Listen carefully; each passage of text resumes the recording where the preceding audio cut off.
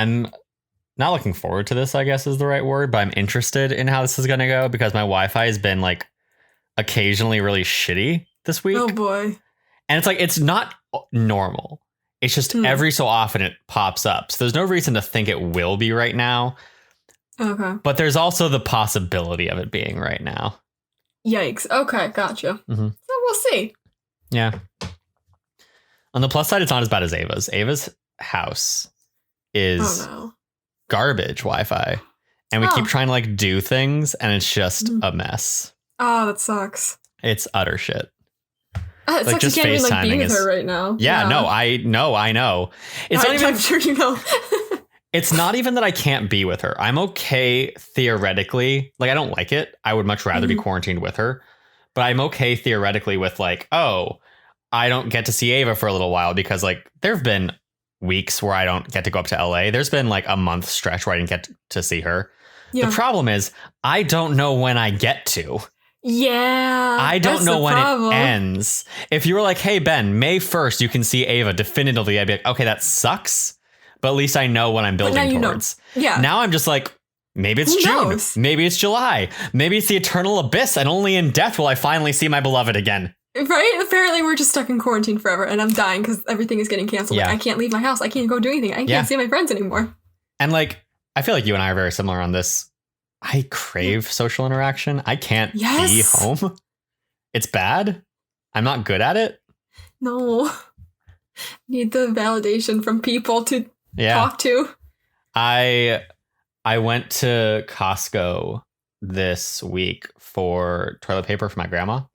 And because she shouldn't be going out.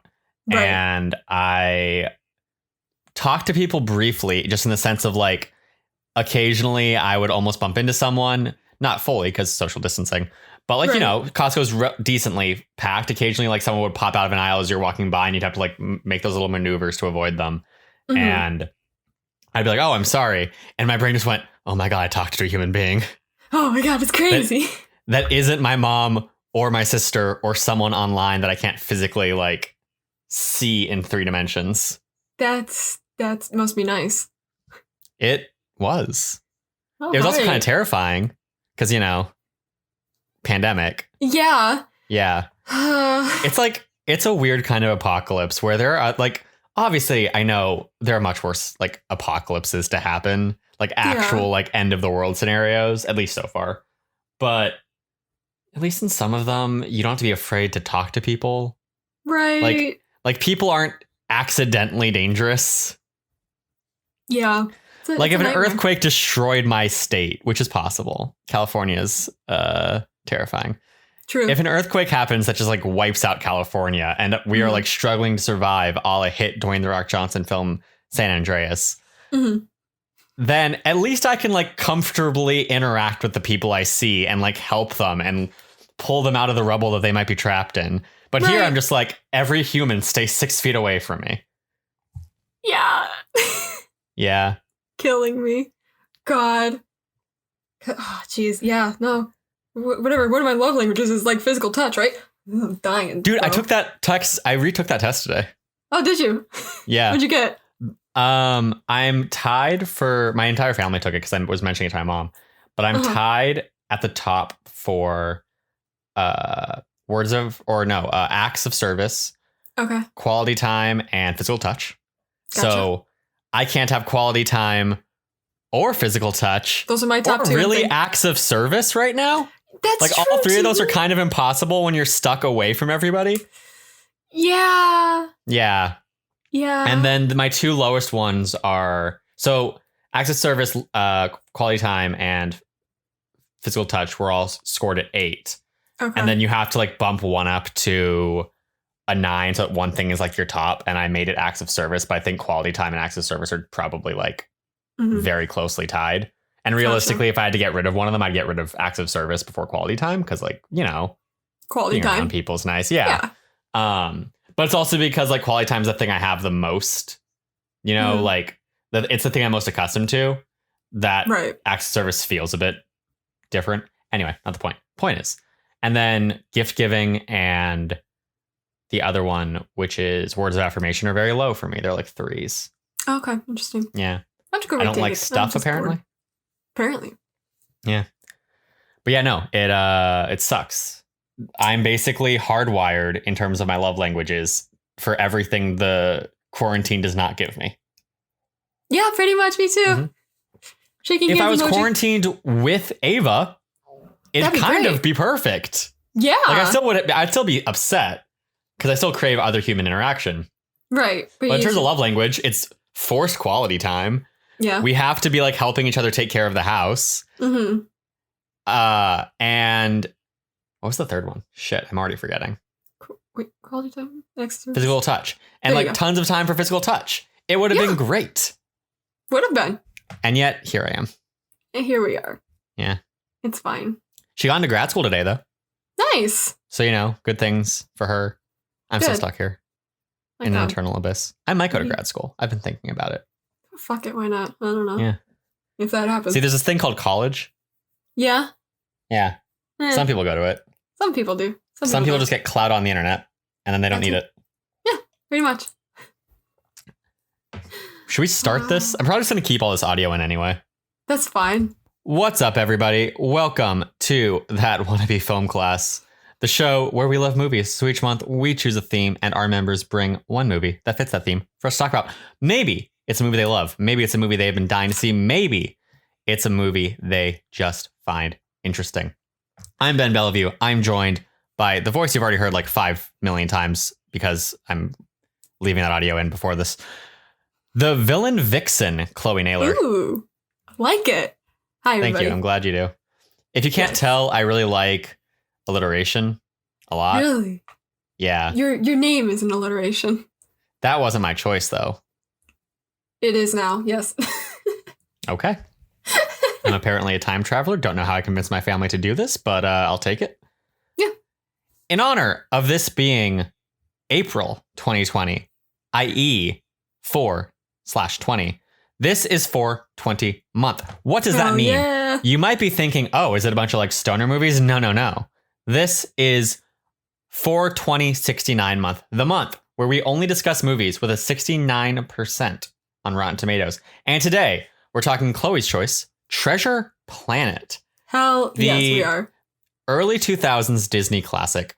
Chloe, why'd you pick Treasure Planet? What does Treasure Planet mean to you? I love this movie with all my fucking heart. It's one of my all-time favorites. So it's interesting how strong of a fan base this movie has because it's one of those movies that I feel like when people talk about, oh, what are your like favorite Disney movies? I rarely ever hear Treasure Planet brought up, but we tweeted about it today and people were like, oh shit. Yeah. Treasure Planet. Love that. A friend of mine from college responded and she was like, this is one of my top 10 movies of all time. And I am like, you are a screenwriting major. Nice.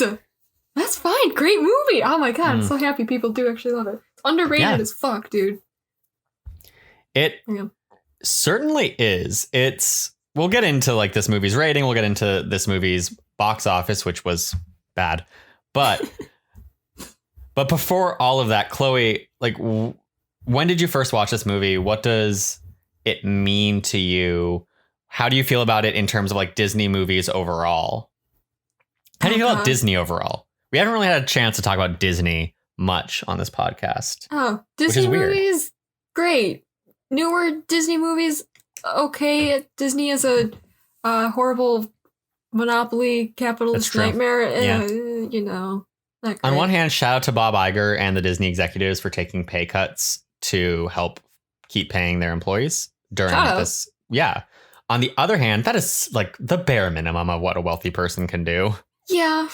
Especially because they're cutting their salary, which is like a minuscule amount of what executives in major companies like this actually make. Oh, yeah. Yeah. It's fine. But still, you know, they're doing something a lot of executives aren't. So I'm going to give them credit for that. They also are creating a monopoly that's overrunning the entire Hollywood industry and bullying theaters into doing what they want. So maybe I won't give them that much credit. It's whatever, theaters are closed anyways. But they make pretty animation. That's very true. And this is one of them. It is one of them. One of my... Well, if you ask me what my favorite Disney movie is, I'd probably answer this. Really? To be honest. Are we talking like only Disney animation? Are we talking anything made by Disney? I would probably like include like Disney Pixar movies in this. Okay. That's. I feel like there's always that like scope where it's like when you say it's my favorite Disney movie, there's the question of, oh, is it only Walt Disney Studios animation? Or is it like anything animated that Disney made? Or are we including movies like Pirates of the Caribbean or Armageddon, which is technically speaking a Disney movie? Yeah. And then I think there's like the broader one where it's like, does Star Wars count? Is the MCU part of this? Where are we drawing the line? See, like, I feel like I wouldn't include those. You ask me my favorite Disney movies and I say it's Star Wars, then something's wrong. You say Disney, I just think of the animated movies. I get that. Honestly, you know? Yeah. I feel like I think of the animated movies and also Pirates of the Caribbean. That's fair. I haven't seen them, so. Interesting. Yeah. I really want to watch them, though. You realize we're talking about the only other, like, pirate movie of this century. And I love pirates, and I don't know why I haven't seen them. Interesting. It's very interesting. Haven't even been in the Pirates of the Caribbean ride. The first Pirates of the Caribbean movie is very good.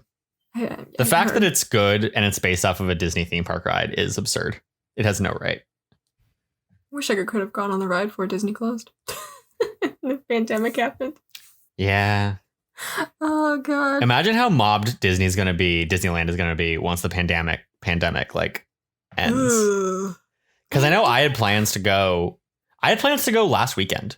I was talking to my friend about going like this past Sunday, and then Disney closed. So like 2 weeks ago, I texted him. Yeah. God, no. And I haven't been in plans months. To like our vacation plans, which may or may not still happen. Depends. Go to Star Wars Celebration. Go to Disney while we're in town. Go to Hawaii. Come back home. I feel like Star Wars Celebration is almost definitely getting canceled. And it's really upsetting. I know. God I am damn also it. sad. I love me a Star Wars. Yeah, Star Wars is okay sometimes. I was really hoping to go to Star Wars Celebration with my dad because he loves Star Wars. Mm-hmm. I love Star Wars. We could go to Disneyland. He hasn't seen the Galaxy's Edge yet, so we could have seen that. That'd have been fun. So I'm hoping. Lightsaber. I want to build a lightsaber so badly. So bad, dude. It's fine. The only inclination I have to keep playing Jedi Fallen Order, which I have not played much since it came out. Bro. I don't guess the games. You got nothing but time, not just do it. I have things I'm trying to do. Okay. Include that in your things you need to do, because I like that. You know, I mean, I'm sure I'll like it too. My problem is just, I like more relaxing games, or also, okay, here's my problem. I think my opinion of video games was shaped heavily by when I was a child. Okay. So when I was growing up, the video games I played were either multiplayer games with my friends around my neighborhood, or like more kind of casual games. So like Pokemon, or even Ratchet and Clank, which is like kind of actiony, but it's like very arcadey action. And I think no matter how much I try and invest myself in like big, like intense third person or like third AAA, that's what I'm trying to say. Big, intense, like AAA, beautiful things. And like sometimes they work. I love Uncharted, you know that. Oh, yeah. But I think that like deep down, I still gravitate towards like multiplayer games I can play with friends and like cute, chill games like Animal Crossing. That's and like fair. Journey. Okay, yeah. I think that's just like me. What is, since this is apparently a big point of discourse right now, what is your opinion of the Uncharted 4 final boss fight? It's my favorite boss fight in the Uncharted games. Fair. I think that kind of garbage anyways, but... Yeah, I mean, I think all of the Uncharted... Here's my problem. I know a lot of people who complain about that boss fight because they're like, oh, the mechanics of it are like kind of stupid and they weren't really well introduced into the gameplay. And I'm like, look, I understand that. I don't not understand that. Right. But the problem is every Uncharted game up until that point tried to weave their boss fight mechanics into the main story in some way. Uncharted 2 was just like, oh, use your basic shooting mechanics for a boss fight. And Uncharted 3 was like, oh, here's like more complex punching mechanics. Now you're going to use that for your boss fight. Right. And like one of those was underwhelming, which was Uncharted 3. And one of those was just bad. It was Uncharted 2. God, I hate the Uncharted 2 boss fight. So Uncharted 4, it's like, yes, it's mechanically not similar to the game, but it's like the most interesting actual like relationship in a boss fight that I've seen, where like, oh, these characters actually feel like they're like interacting with each other, and I'm scared of Rafe kind of, and he has a sword and everything's on fire, which I like fire and I like swords, so that's also cool. It's great. Mark me down as scared and horny. It's fine. I mean, honestly, a little bit. Right? Yeah. Me more for Drake than for Rafe, so like differences there, but still. That's fair, but still, yeah. Yeah. Feelings are split. But yeah, I like the Uncharted 4 boss fight. I think it's good. I have been astonished to find out people don't like it at all. Tons of people hate that boss fight. Like, what the fuck is wrong with you guys? God. Like, I mean, I understand the criticism, but it's like, it's not that big of a deal, guys. Doesn't make the whole game horrible. Like, it definitely doesn't. Also, like, if you, I don't know what you want. Like, do you want that kind of mechanic to be woven into the overall game? Because I don't feel like it needs that. No, it'd be weird if you were sword fighting the whole time. Yeah, like they gave it for the gun. Like, what? They gave it to us briefly, right, earlier with the girl from the Laura Bailey character. She had like that same kind of mechanic fight with Drake. Yeah, when you fight Nadine in the library at the auction. Yeah, so they gave us that. Yeah. They might have given it to us a second time. I feel like they probably did, because rules of 3 would dictate that you probably should. Right. But outside of that, it's like, I don't need it constantly. I don't think Uncharted's base mechanics really lend themselves to a boss fight. Mm-hmm. I understand. I don't know. I understand why you would say maybe just remove the fight itself and just have a cinematic scene. I get that to a degree. So much though. That's my problem, is like, I don't want a long drawn out end cinematic. Like, this is also going back to me as a kid playing video games. The games I played didn't have big cinematic elements. They had like characters talking a little bit and then you get back to the action. And I'm not saying that I hate cinematics. Like, again, I fucking love Uncharted. It's one of my favorite games of all time. I fucking love Mass Effect. It's one of my favorite games of all time. But I do appreciate having some more actual engagement with a game than just like sitting there as people talk for 20 minutes at me. Mm-hmm. But then people will complain about that. So like, yeah, people complain about that. So I don't know what they want from an Uncharted game in terms of a boss fight. Like, I feel like Naughty Dog kept trying to find something that works, and I think Uncharted 4 worked the best. Also, again, bear in mind, Uncharted 4 is like my third favorite video game of all time. So that's also biased. That's in my top whatever. Yeah. So. Yeah. We're biased. And Uncharted 2 was my third favorite video game of all time until Uncharted 4. So nice. Yeah, that's just not true. They were in second place until I played Celeste. Anyway. Okay. Yeah. So that was video games. It was video games and Star Wars. That was. Treasure Planet had a video game. It did. I never played it, but in my research, you played it? I remember very little, but yes. But you're just like, in your head, just like, video game, Treasure Planet has to be perfect. Of course, yes. You know what video game based off of an animated movie from the 2000s that I weirdly remember? What? Kung Fu Panda, the video game. Interesting. I don't know why that one stuck in my head, but I distinctly remember like a level of that game. Okay. Fascinating. Yeah. I also remember Harry Potter Quidditch. That game was lit. Nice. It was a sports game, but it's Quidditch. Oh, right. Sick. It was good. Anyway. Oh, God. Let's talk about Treasure Planet. Chloe, Planet. As I get into this, I'm going to dive into the crew. But actually, I guess I'll say my impression. I don't remember this movie whatsoever going into it. I remembered like three things. I remember that Jim Hawkins was hot. Yeah. I remember that they have like, I knew that was about like space pirates, which I could also just chalk up to the fact I know it's Treasure Island in space. So, and I knew that it was, and I knew that there was like, I knew some of the characters. Like I could picture the Captain Amelia. I could picture, actually it might have just been Captain Amelia that I could picture. But valid because I saw other characters. I saw other characters and I was like, yes, you. Oh, yeah. Like, Ben showed up and I was like, I forgot there was a robot, but yes, you exist. Yeah, exactly. And then I was like, and you have my name. I definitely didn't remember that. Crazy. Thought you would have. Yeah. It's fine. So let's talk about this crew. Chloe, before we do this, I have a question for you. Okay. So this movie ties very heavily into the Disney Renaissance, which was the 80s, 90s era of Disney. This movie came out in 2002. So that was like the decline of the Renaissance. How much Disney lore do you want me to go into? Because I can go into a whole lot. So you could, and I also might know some of it, because do you know how many video essays I've watched about how Disney killed this movie? Yes. Oh, boy. Go for it. She's an educated girl. I'm educated on this movie. So first we're going to talk about just like the crew of this, because I don't want to get distracted from that. I want the actual like through line to be logical here. Okay. This movie was directed by Ron Clements and John Musker. Ron Clements apprenticed under Frank Thomas, who's one of the 9 old men of Disney. If you remember, when we watched Incredibles, there were those 2 old guys in the final fight. And I was like, those are a reference to some of the Disney animators. That was Frank and Ollie. Frank Thomas is Frank of Frank and Ollie. Mm-hmm. So he was an animator for Captain Hook, or Frank Thomas was an animator for Captain Hook on Peter Pan. So he was like in charge of all the Captain Hook animation. He also animated Queen of Hearts.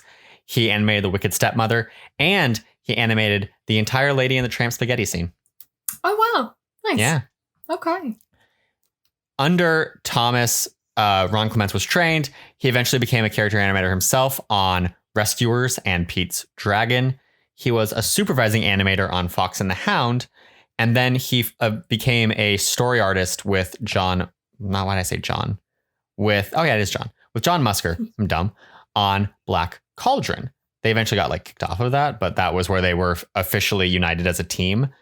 And after getting kicked off of Black Cauldron, Clements pitched the idea for The Great Mouse Detective, which is an adaptation of a book called Basil of Baker Street. Basically, he was like, hey, there's this book about a mouse that is like Sherlock Holmes that lives under Sherlock Holmes' house. We should make it. And they made that. It was called The Great Mouse Detective. He and Musker ended up being teamed up as directors on that movie. Originally, he wasn't going to be a director on it, but they brought him in later. And they're like, cool, we made this movie. Awesome. Have your video essays briefed you on any of this? Or are we pre-Chloe knowledge? It's right on the cusp there. You're, okay. Yeah. So I think we're about to hit the part you know. Probably. So this now ties into Disney lore, because when they were making The Great Mouse Detective, this was the beginning of a new era of Disney. You see, Disney was not doing well in the 70s and early 80s. Walt Disney had died. They were kind of making a lot of movies that were considered like very generic, very like safe movies. That's where you got movies like The Rescuers, like Fox and the Hound. And they were decently okay, but like they were not successful by like large measure. Disney was losing money. Animators were bored. It wasn't doing great. And then we get Michael Eisner. Shout out. So Michael Eisner gets hired to be the new CEO of Disney, which is wild on one level because he definitely didn't know Disney very well at all when he was hired. He was the head of Paramount, I think, when he got brought to Disney. And he'd worked for ABC before that, but that was before ABC had been bought by Disney. So he had no connection to Disney until becoming CEO. He becomes CEO, and he is like, okay, here are the changes that we're making. First of all, we're making like cheap movies. We're not spending a lot of money. He found that Disney was like super lethargic, and basically everyone was just kind of like cushy and like going home early and like not really taking things seriously. And they seem to enjoy that life. I respect them for it. But he was like, no. So he whipped Disney into shape. He was very intense. And he also brought over a man who was once his assistant, but became his head of production, Jeffrey Katzenberg, who you also probably, yep. Yep. So Katzenberg is Michael Eisner's right-hand man. He comes over, he's working on this. And Roy Disney, who is the nephew of Walt Disney, is put in charge of the animation studio. But at that point, animation isn't doing well.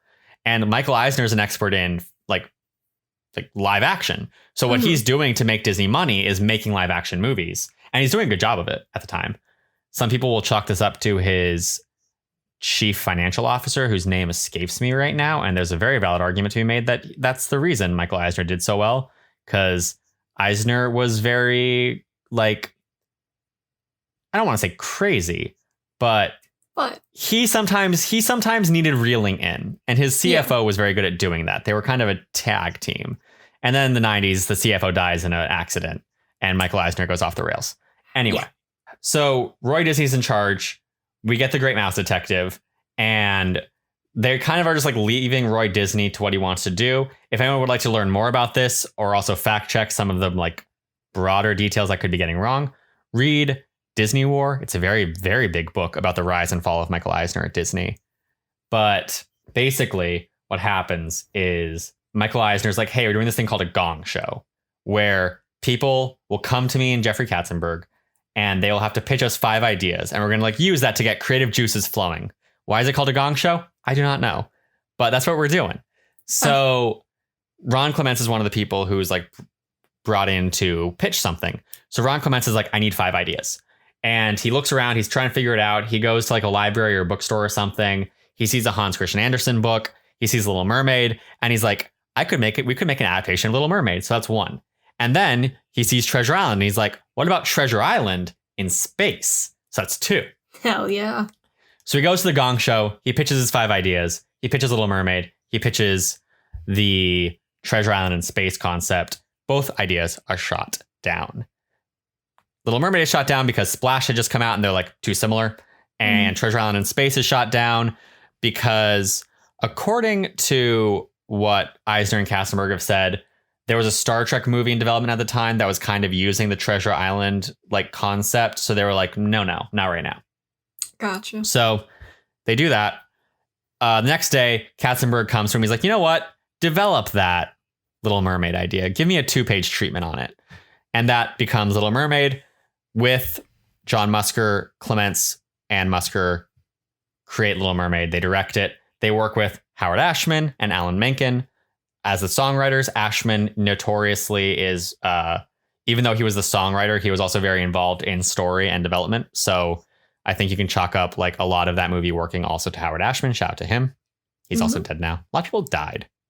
Rip. There's a lot of death in my research for this movie. Yeah, it kind of happens.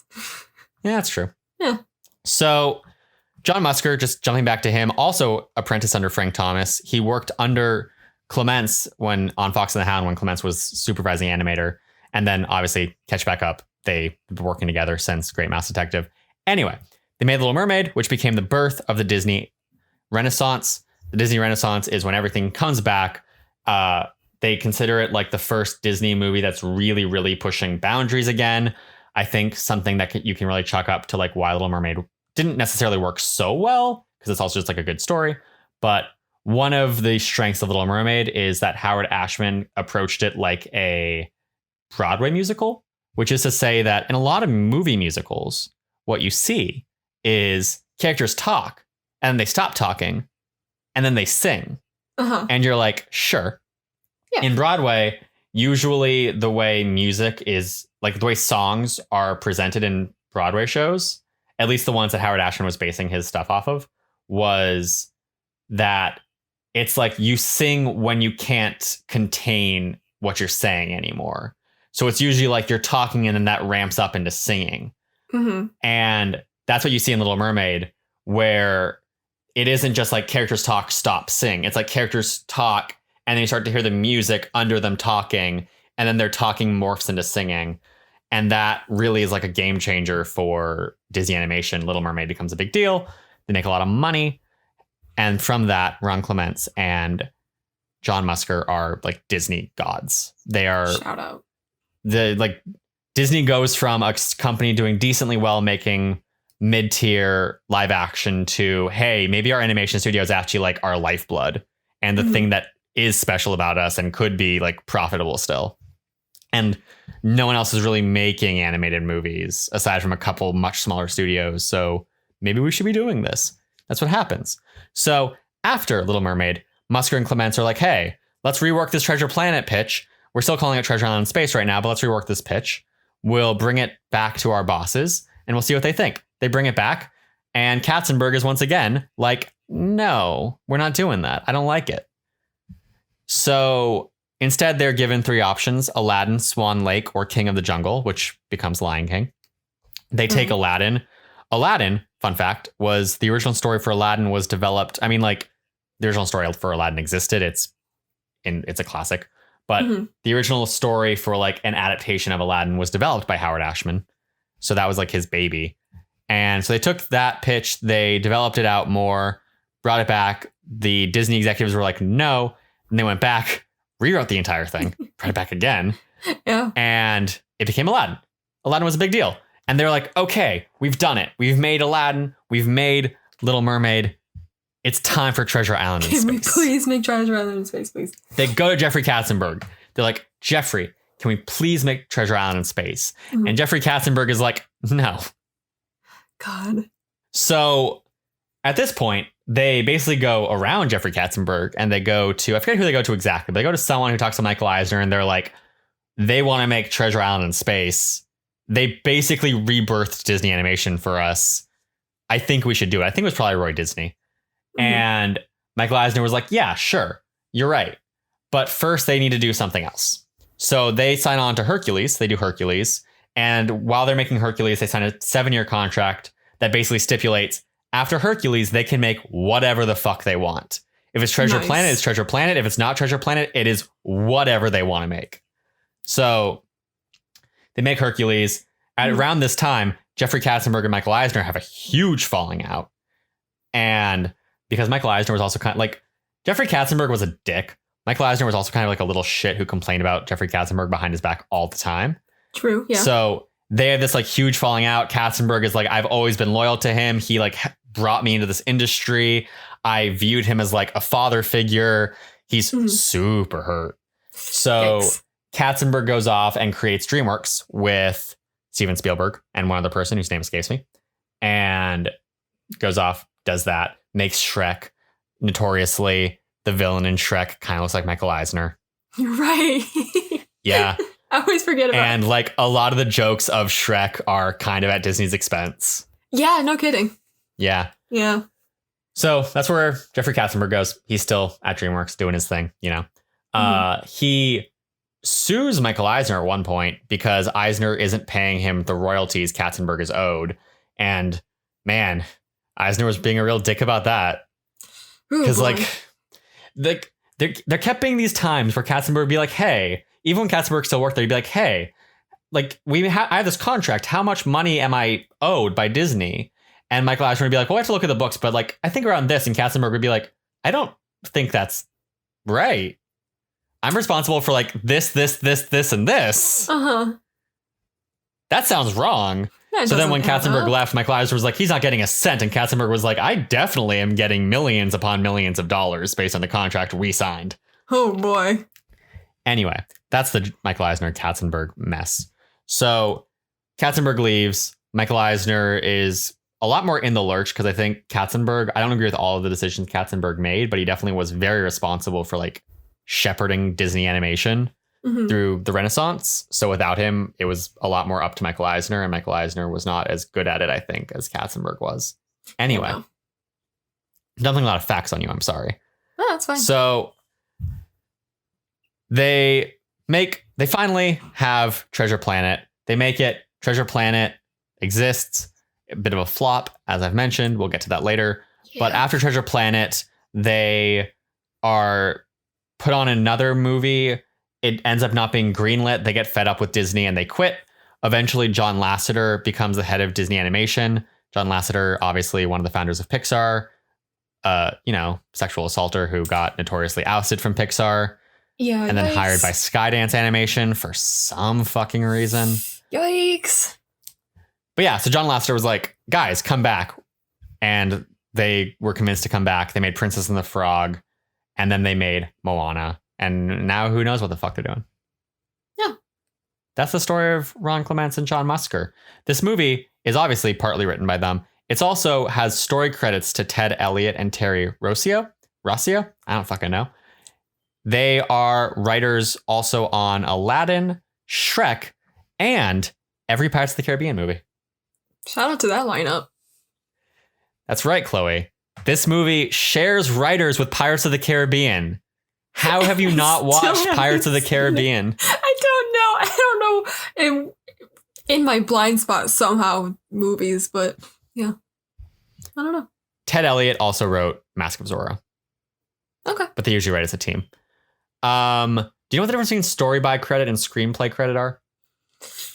No. You don't have to. Ava asked me recently. So like it's a thing that definitely is a lot better known by screenwriters, not necessarily like everyone. Okay. But it's pretty self-explanatory. Basically, like a lot of movies when they're being developed, you write a story, like you write a document outlining your story. So that document can be very short. It can be like a 2-page treatment, or it could be a 50-page outline that is basically like every major moment of the story. Mm-hmm. But it doesn't tell you like exactly what the characters say. It doesn't have the prose of the story. And sometimes it doesn't have like some of the nuance of character movements and like choreography and stuff like that. Okay. So sometimes, like you're familiar with Gary Whitta. Yeah. Gary Whitta does not have, he might have written screenplay stuff for Star Wars, but he did not write enough of the actual screenplay for Rogue One to be given a screenplay by credit. He did work on developing enough of the overarching story of Rogue One, though. So if you watch Rogue One, it says story by Gary Whitta. It does not say screenplay by Gary Whitta. So that's the difference, is like these guys were responsible for the overarching story of this movie, but they weren't responsible for like most, if any, of the dialogue. They weren't responsible for necessarily like how characters moved in a scene. They were more responsible for like the overarching. I don't know how specific their story was when they left. Okay. That's what they did. They also had a co-screenwriter, Rob Edwards, working on it. He primarily worked in TV comedy and also wrote for Princess and the Frog. That's all the creatives behind this. This cast is, I know a lot of episodes, I'm like, this cast is stacked. This cast, not that stacked in terms of like big names, you know? It's like a couple people where you're like, oh yeah. And then a couple people where you're like, I recognize you. And then a bunch of people where you're like, who? Who? Yeah, exactly. Yeah.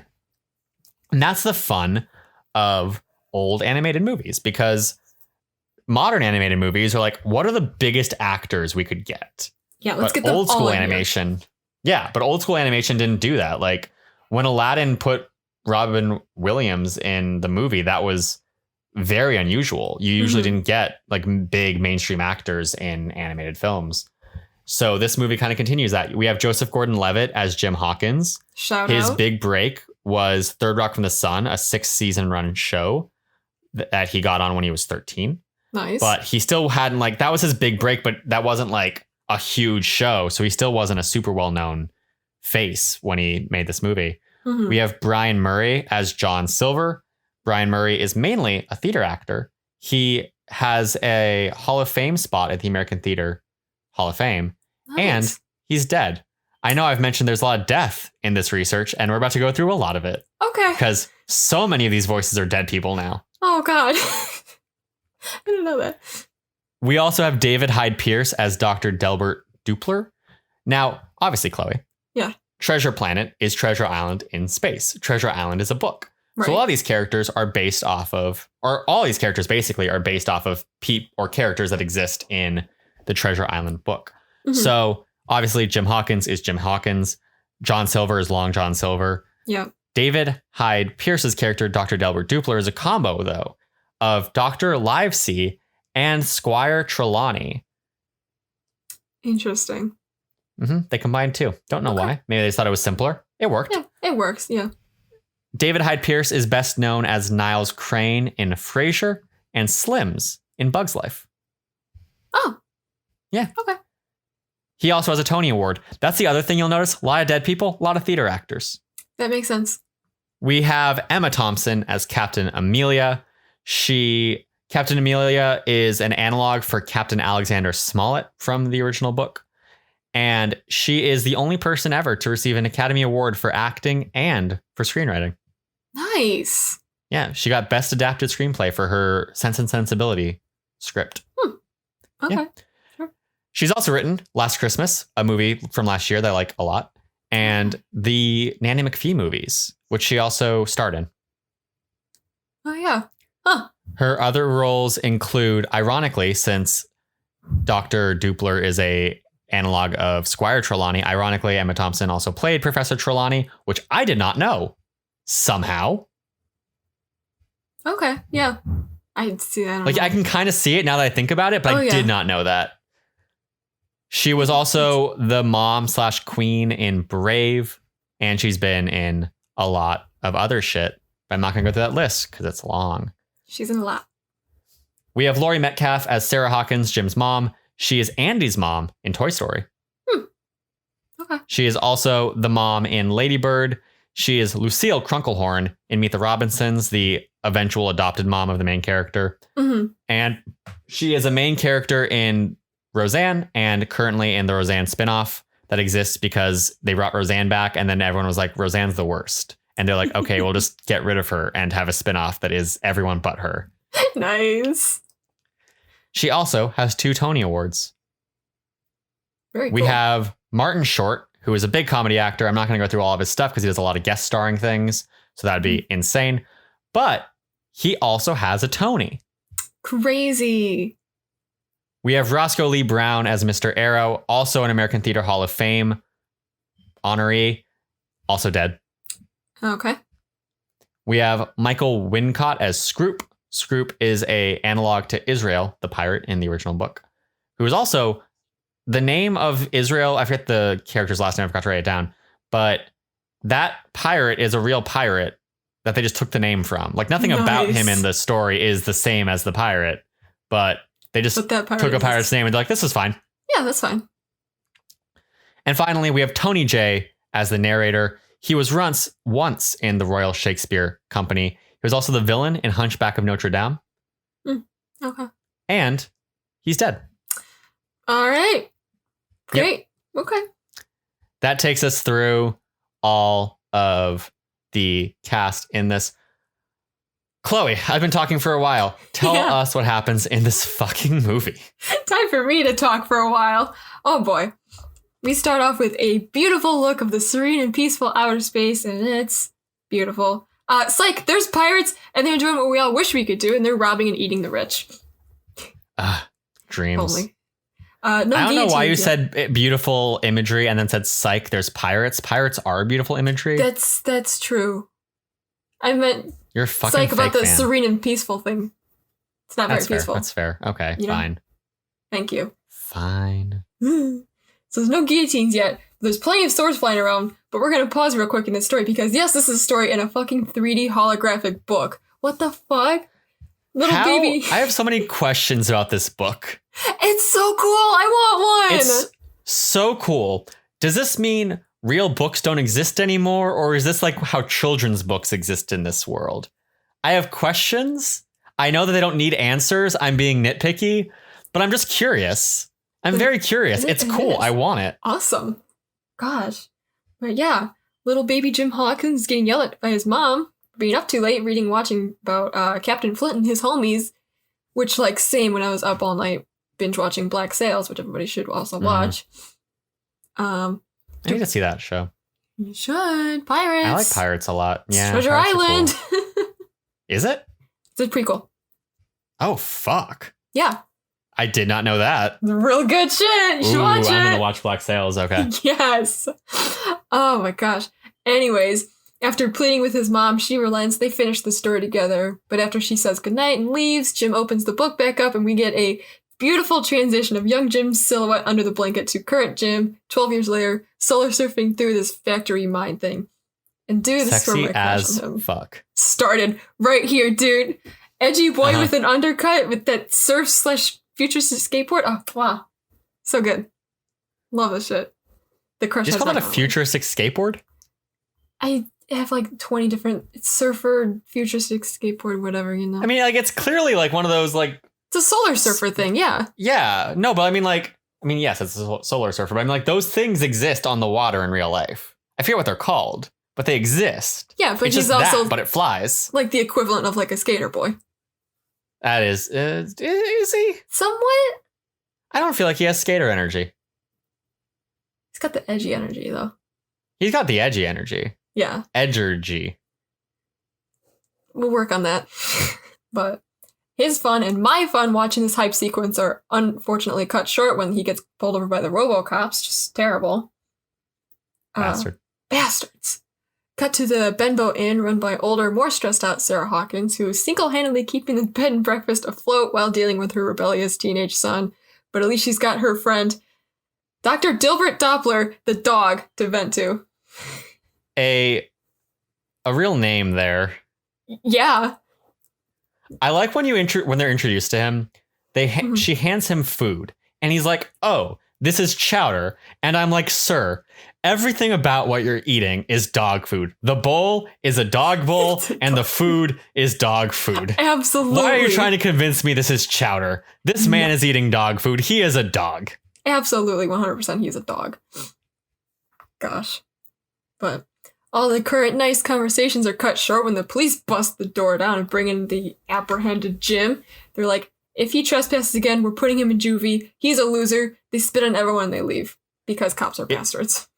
Is it weird that I was alarmed that they used the word juvenile hall? Like, we're in a futuristic space world with space pirate ships and space other types of ships that aren't really spaceships. You know what I mean? Yeah. And there are dogs and cats and these other things, and I don't know what's going on. And they're like, juvenile hall. And I'm like, that is far too normal. That's a normal word, and it's not allowed here. Oh, God. So Jim goes off to finish his chores and brood on the roof as he listens to his mom and Dilbert talk about him and how he's changed since his dad left. Suddenly, there's an on-fire spaceship falling from the sky and landing on one of the docks. Jim Could helps. be a nursery. Could be a nursery, exactly, as I was thinking. Thank you. You're welcome. Jim helps Billy Bones the lizard man and his treasure chest out of the smoke-filled cockpit and brings them in the perfect moment when his mother is reminiscing about the time he brought a pet in the house and asked to keep it. Wow. Timing. And he walks in and he's like, this giant lizard man is my new pet. Can I keep it? New pet. Mom, can we keep it? Full ass name, because this man is dying. Billy opens his treasure chest and gives Jim a little golden ball as a treat. Oh my God. And with his last breaths, he warns him about a cyborg. Cue more perfect timing. Yeah. Which was the moment I think I was sold on this movie. Billy Bones saying beware the cyborg is the moment I was like, oh, I'm in. Oh, hell yeah. I was like, this is lit. Okay.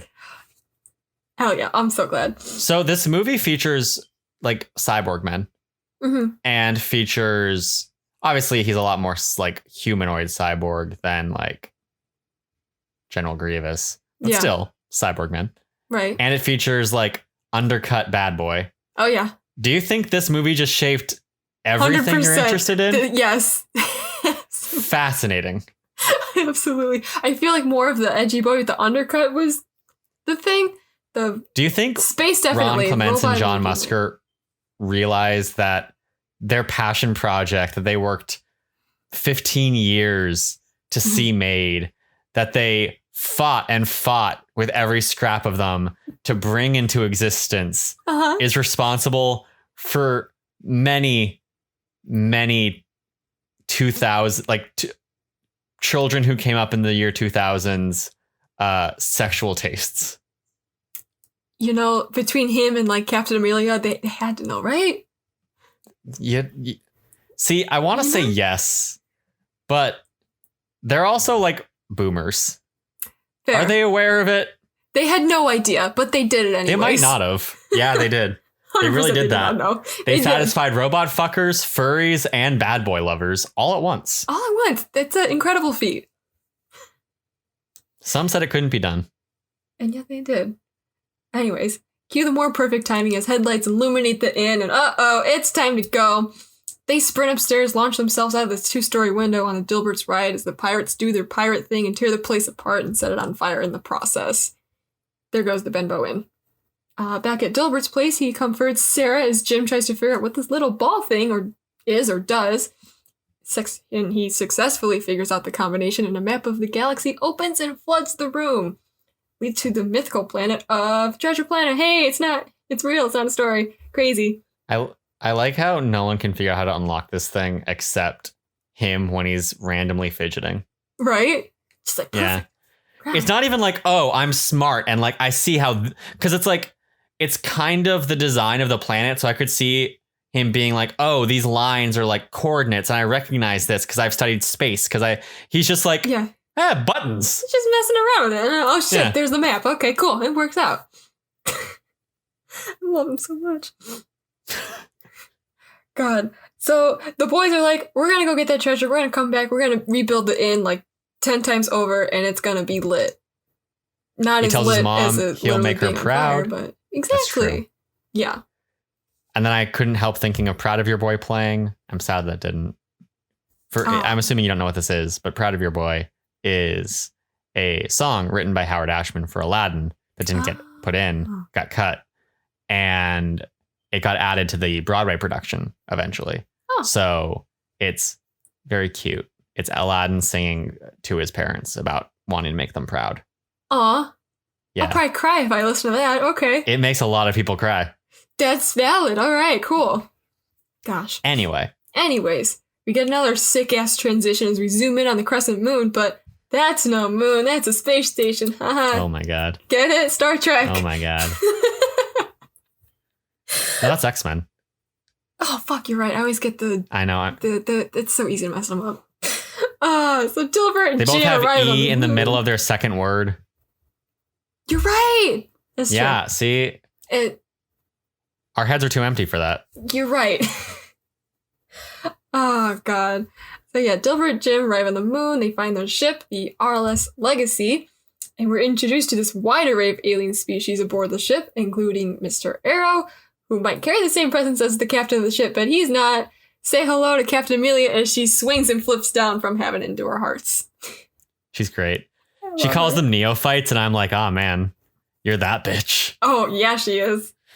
You're calling them children, basically, but you're doing it with big boy words or big girl words. I'm sorry. Yeah, she's amazing. I love her. So she takes the boys into her quarters, and she's like, "I'm not a huge fan of the crew that you hired, but." She takes the map for safekeeping, assigns Jim to work with the ship's cook, who, by the way, is a cyborg named John Silver, and Jim is immediately and rightfully suspicious of. Yeah. Yeah. Because I couldn't remember this movie, I couldn't remember if John Silver was the bad guy or if John Silver was meant to look like the bad guy. And then they're like, oh no, Jim's just cyborg racist. And I genuinely was debating it back and forth until they fully revealed that he was the bad guy. Yeah. Yeah, it's fine. I kind of wish that Jim was just cyborg racist. God, why do you wish he would be racist? No. He's just like, you're a cyborg. I was told to be afraid of cyborgs. And he's like, dude, we live in a future society. You know how many of us are cyborgs? I mean, he's the only cyborg we ever see, so maybe they're not. That is true. Common. It's kind of weird. Yeah. Yeah. But Anyway, Jim starts asking questions, maybe too many questions, because Silver's now knows that he's got to keep an eye on this kid, as he later remarks to his buddy and our favorite floating Bob, Morph. Morph. Morph. Love Morph. He's great. I love a little fucker. Morph is an analog for Long John Silver's parrot in the original book. Oh, yeah. Cool. Also, because you know how you have this image of what a pirate is in your head? Yes. And that image is like long beard, not necessarily long beard. That image is like pirate hat, parrot, and one leg with That's just John Silver. He created that image. Pretty much. I mean, like he did. The entire stereotypical pirate is just Long John Silver. And so that's he's cool. valid. This movie has a lot of history. He is valid. Love it. He's a complex villain. Love that shit. Oh my god, this also gave you your love for villains, didn't it? Absolutely 100% did. Jesus fucking As Christ. I'm realizing right now, wow, it shaped me as a human. Oh my god. So I have Doctor Who, you have this. Exactly. It's fine. Like between this and like Iron Giant, yeah. I get it. I get Big tall robot. Yeah. Are you saying you want to fuck the Iron Giant? No, I don't. It just made me like giant alien robots. I don't. No, don't even put those thoughts out there because now people are going to be like, Chloe wants to fuck the Iron Giant. I'm like, no. It's fine. No one listens to this. It's fine. Yeah, it's fine. But listen to this one though, because this is the best movie ever. Oh my god. Anyways, it's time for takeoff. Silver tells Jim to go watch, as it's a pretty impressive thing to witness, and it is. The hype as the ship takes off and the music soars and we fly through space and Jim experiences that for the first time outside of a story is just, oh, it's breathtaking, man. Love to see it. It's pretty sick. It's pretty sick. On Wonder takes a short break in the back seat as Jim is put to work swabbing the deck and cleaning another cabin boy chores. He accidentally starts some shit by, quote unquote, looking at the crew funny. And creepy spider scorpion dude, Scroop, comes in and just starts threatening Jim because he's just a piece of shit, you know? They're all dicks. It's fine. They're pirates. It's fine. Yeah, exactly. Arrow comes in to split up the fight. Silver gives Scroop a fucking death glare. He's like, don't fucking act up. Don't blow this for us. And the crew, who are in fact pirates being led by Silver, all meet below deck. And Silver's like, again, do not blow this for us. We'll get the treasure. Just chill. I got this. So later that night, Silver and Jim talk. Silver finds out that Jim's dad walked out on him. And then they give each other some friendly shit, which leads to my all-time favorite sequences ever. The montage of Jim and Silver's... The emo scene. Montage of Jim and Silver's father-son bond growing with flashbacks to Jim's childhood and his few memories of his father, set to I'm Still Here by John Resnick from the Goo Goo Dolls. I love this shit, dude. I'm glad you knew what song it was because I meant to look it up and then I forgot. Oh, I got you. I love this song so fucking much. Thank you. Dude. Yes. Oh my god, I love that scene so much. Unfortunately, the good vibes are cut short when a nearby star goes supernova and suddenly hits imminent death and everybody goes into overdrive to get out. Holy fuck. I didn't do the research for this. I don't feel like that's how stars work. I feel like you don't just get to a star and it's suddenly exploding.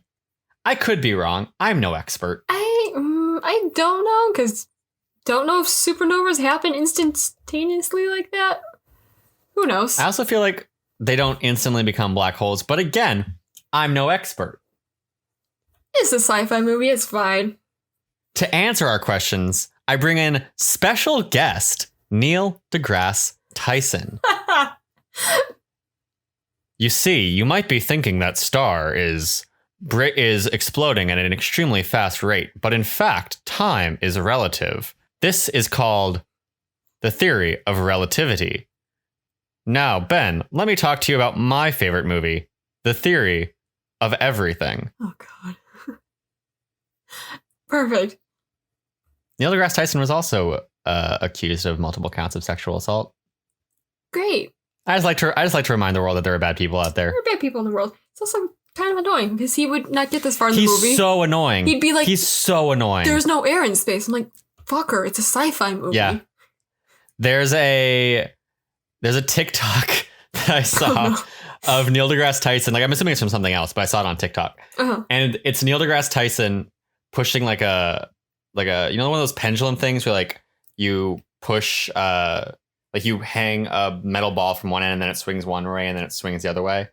So he holds it and he releases it and it swings away and it swings back and like almost hits his nose. Yeah. And then swings back away. And he's like, so why wasn't I afraid? Because I understood that if it started at this point, it couldn't return higher up. That's not how physics works. But as he's mid-explaining that, it swings back and just hits him square in the face. It was amazing. I love that. Physics is fake anyways, whatever. Garbage. Science isn't real. Science isn't real. Whatever.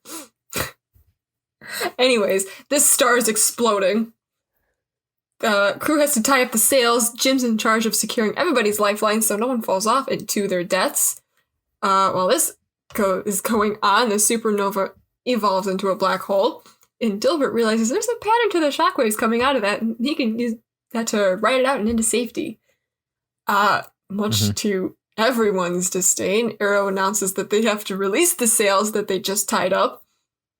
And no one's more pissed off than Scroop, who cuts off Arrow's lifeline, launching him into the void, screaming. That's a horrible fate. Oh my god. Yeah. Yeah. So at the last moment, Shockwave... I mean, technically he's being launched into a black hole, so who knows where he's going. That's true. If they ever made a sequel, like, he could show up and be like, well... Yeah. Yeah. They almost did make a sequel. I know, Ben. I know. And a TV series. I know. I think about that constantly. I'm sorry for your loss.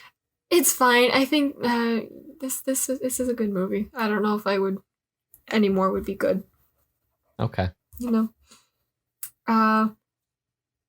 Yeah. At the last moment, Shockwave comes, and using the solar sails, Legacy is able to get to safety.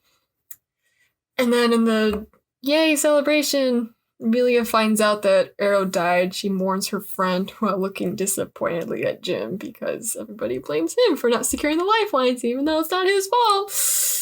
That's some dark shit for a Disney film, though. Yeah, it's like, this kid, you killed the dude. It's like, no. You know how you've been trying to be responsible? A man's death is on your conscience. Right. God, can you imagine having that in, like, 16? Like, what the fuck, dude? No. Yeah. It's a lot. It's heavy. Yeah, Silver comforts him that night. The next morning, while Morph messes around with Jim, he accidentally overhears the crew's conversation, discovers that they are all pirates working under Silver. Unfortunately, he also hears him claiming that he doesn't care about Jim when Scroop accuses him of going soft. So now his feelings are hurt, and he thinks he killed a man. Actually, no, he did learn that Scroop killed Arrow, so... Yeah. At least that's scrubbed from his conscience. Oh, God. The ship approaches Treasure Planet, and Silver finds out that Jim knows everything now when he, like, stabs his leg. It's fine. Well, that's the last straw, because it's very mutiny aggressive, time. Very fast. Oh, yeah. It's fine. Because it's a mutiny. Yeah. Let's see. Jim, Dilbert, Amelia, and Morph escape, and up for a short kerfuffle between Jim, Morph, and Silver in the map. Yikes. Silver aims to shoot Jim, but, like, hesitates, lets him go, because, he does have a soft spot. And then, their little getaway ship is shot down, and Amelia is injured, and they crash onto the planet. Is this the part where we find out that Delbert is a good shot by accident? Yes. Because I love that scene. That was Or I love that moment. Yeah. Were you actually like, did you aim for that? And he's like... actually, I did. Yeah, I was. Crazy. Oh, God, I love this movie so much. So, Jim scouts ahead while Dilbert tends to her wounds, and he runs into Ben, crazy erratic robot that has literally lost his mind. Like, it's empty. Like, when you say head empty, his brain cell is gone. Yeah, he's crazy. He is crazy. I got very excited when we met him, though, because I was like, oh, first of all, I fully forgot this character existed until I saw him. Nice. And then he was like, my name's Ben. And I was like, oh. Wow. I'd love to see it. We're not so different, you and I. Head empty, name is Ben. That's all you need, Yeah. Yeah. So, Ben invites... Stranded in one spot with nowhere to go. Oh, shit, you're right. Going crazy because of the isolation. Oh, my God, you're the... Wow. Yeah. Wow. Yeah. I've been Martin Short this whole time. That's crazy. Oh, man. So Ben invites the group to stay in his home, and the pirates find them, like, immediately after, corner them there. Fortunately for them, Ben has a back door that leads to all the interconnecting tunnels that run through the planet. So, using this, Jim, Ben, and Morph sneak aboard the ship because, surprise, Morph left the map there in that kerfuffle earlier. Okay, he's like, sick prank, bro. Not great. Morph's a little shit sometimes. He's such a little shit. Little fucker, dude. Yeah. Oh my God, he's so cute, though. This stealth mission goes wrong when, while messing with the wires, Ben sets off the alarms, and they run into Scroop, and he attacks them. It's a fucking horrifying scene, because this dude is scary as hell. Thanks to Ben's incompetence, he turns off the artificial gravity, and Jim is able to launch Scoop into the cold vacuum of space, screaming. Good. Comeuppance. Payback, biatch. They complete the mission, they get the map, they return to the shelter, only to find out that the pirates have infiltrated and tied up Dilbert and Amelia. Yeah. Yikes. You know what I just remembered? No. When we met Ben? He's a transformer. Yeah. He turns into little car mode. You're right, he's not as little. Literally all of your things are here. Interesting. And I had no idea. Just that it plants the idea and it's like, oh shit. Yeah. Yeah. This movie is the real Inception. You're right. It all ties back to the beginning. So Jim has no other choice but to use the map, which leads everyone to a seemingly dead end. They push Jim to the ground because they're like, you an idiot. He's like, hey, there's a perfect little hole in the ground. Put the map, opens this huge portal, and they're like, which is dope. It's super cool, dude. That's a cool idea. Absolutely. And they're like, oh my god, this is how Flint came out of nowhere and disappeared without a trace during all of his like pirate raids. So cool, dude. So they're like, well, he did that, so where do you put the treasure? On the planet, duh. So they open the planet portal to the planet's core, which is where all, and I mean all of the treasure is stowed, and it's really shiny and beautiful. Yeah, so the pirates go crazy and go stupid for all this gold and jewels, while Jim's like, I'm gonna fuck off over here, finds an abandoned ship, and Flint's skeleton, which is holding Ben's other brain cells. Plugs his brain back in, and Ben suddenly remembers that, oh, Flint didn't want anyone to have this treasure, so he rigged the place to blow, which it then starts doing. Cool, perfect. Yep. Everyone starts their attempts to leave, and in the pirates' case, also try to take treasure with them, which has varying degrees of success. Most of them and just dying. They have fights in a fiery, exploding place full of treasure. Where have I seen that?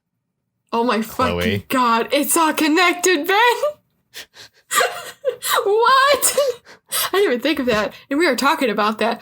Whoa! This is my perfect movie. For listeners, if you aren't getting what I'm aiming at, Uncharted 4 ends in a very similar way. Everything's fire, exploding, there's treasure. Holy shit! There's a cute boy with an undercut. Oh my god! It's wow. Wow. I love this. The more we talk about this movie, the more this makes such perfect sense as like just peak you as a film. Yeah. You understand why I love this movie so much. I do. Everything. Oh man. Where's it? So Silver tries to shape an entire ship loaded with treasure. Eventually just gives up and lets it go to save Jim. They return to the surface where Amelia and Dilbert have reclaimed the legacy. The team attempts to leave the exploding planet. The ship gets kind of destroyed and they realize they don't have enough time to leave. So Jim's like, okay, we gotta go back. And with the help of Silver, he builds another makeshift rocket-powered surfboard, like or whatever it's called. So he rides ahead, and at the very last minute, the last possible second, because I was timing this too, like Ben said a time, I'm like, I'm gonna start a timer, and yeah. You open a portal to the Montressor spaceport, and everyone safely escapes the planet. Yay! Nice. Time to celebrate. Jim's like, well, where'd Silver go? He snuck below deck to leave and escape any punishment because he's a pirate. He's like, jail? How about no? How about no? Jim's like, I like you, so I'm gonna let you go. And Silver's like, wait, I have a better joke. Yeah? Jail? How about bail? There you go. Because he's bailing. That's it. Nice one. Okay, that's better. Thank you. So Silver asks Jim to take care of Morph and gives him some treasure he saved to rebuild the inn. He leaves. He finally apologizes for the inn, which was really a big hang up for me up until this point. Okay, yeah. We're like, because not in the majority of the movie, just when Jim was talking to him in this scene and he was like, you were like a father, like they were having like their father-son kind of moment. Yeah. And he's like, I'm going to let you leave. And I was like, dude, he burned your family's like livelihood to the ground. Yeah. I'm not saying like don't forgive him, but maybe be a little mad. It's fine. He said sorry. He gave him the money to rebuild it. Oh yeah, and like once he gave him the money, I was a lot more like, okay, this is chill. Yeah. Just until that point, I was like, is there no money? Is his mom just screwed? Oh, God. No, is we're he good. letting the man who ruined? Okay, yeah, and then he gives the money. And I'm like, okay, it's like, we're good. We're tied up with something. Yeah, it's fine. Yeah. Yeah, so he leaves. Jim's reunited with his mother at the space station. And then some time passes, and there's a party being held at the grand opening of the new Benbow Inn. Dilbert and Amelia are, like, married. They have 4 kids. Jim arrives looking dapper as, like, a new military cadet after attending the Interstellar Academy. Hot officer, man. Yeah, with Amelia's recommendation. Shout out to her. Thank you for that. And then as the party's going, everybody's dancing. He looks out the window, sees an image of Silver in the clouds as the music swells and the credits roll. The end. I love this movie. That is the movie. I can tell. Yeah. You look very happy right now just thinking about it. Yeah. I'm glad. Yeah. What do you think? So, Chloe, what do I think? Yes. I'm glad you asked. That's what I want to know. I enjoy the movie. I definitely don't love it as much as you do. That's fair. That's a very high bar. I have criticisms for it that I will probably get to with executive action when we get to that. Okay. I think it does a lot of really cool things. Mm-hmm. I think it's very pretty. Yeah. It yeah. has some real, it pushes like, it definitely pushes the limits of animation in really cool ways. And I'm sad that it didn't succeed, even if I understand why it didn't necessarily like appeal to people. Mm-hmm. Because its budget was so high, but yeah. I for what it was trying to do and for like all the, here's what I'll say before we get to executive action. Okay. I think this movie was ahead of its time. 100%. I think this movie was trying to do a lot of things that animation wasn't really ready for, that had to be figured out. That I think that the directors, Clements and Musker, had a story that suffered, in my opinion, a little bit underneath the weight of like how much technical things needed to be figured out. And also under the weight of like, this was still when children's animated films had to be an hour and 30 minutes for the most part. Right. And I think that this movie should have been longer. You're right. It should have been. Because it kind of like, third it act, it kind of like fucking snowballs and it's done. Yeah.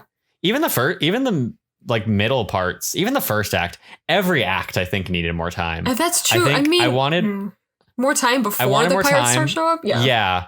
I wanted more time before the pirates show up. Like even in the original book, because I did some research on Treasure Island. In the original book, Billy Bones doesn't just like crash and die. He lives there and he entrusts this to Jim Hawkins. So I would have liked more time before the pirates showed up. I would have liked to have seen Delbert. I'm basically going to my executive action now, but I would have liked to have seen Delbert recruiting the pirates, because they're like, it was jarring to me to accept. It's not that I don't accept that Delbert could have accidentally hired pirates. It was because I didn't see it. My brain was just like, how did this happen? Gotcha. And then eventually later they're like, we tricked him. And I was like, oh, okay, I guess. Yeah. I would have liked to have seen. I would have liked to have seen like them being hired by him. I feel like just like to know how do they know that they're looking for this?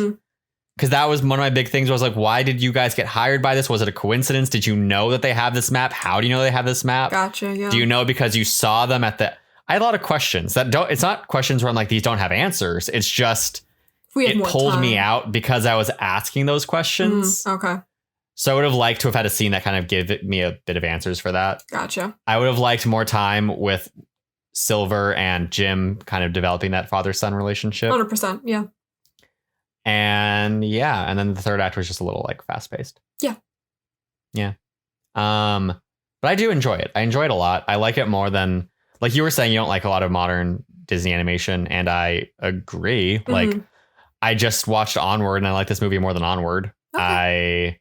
I like it more than, I'm trying to think of a modern Disney movie I like as much as this one.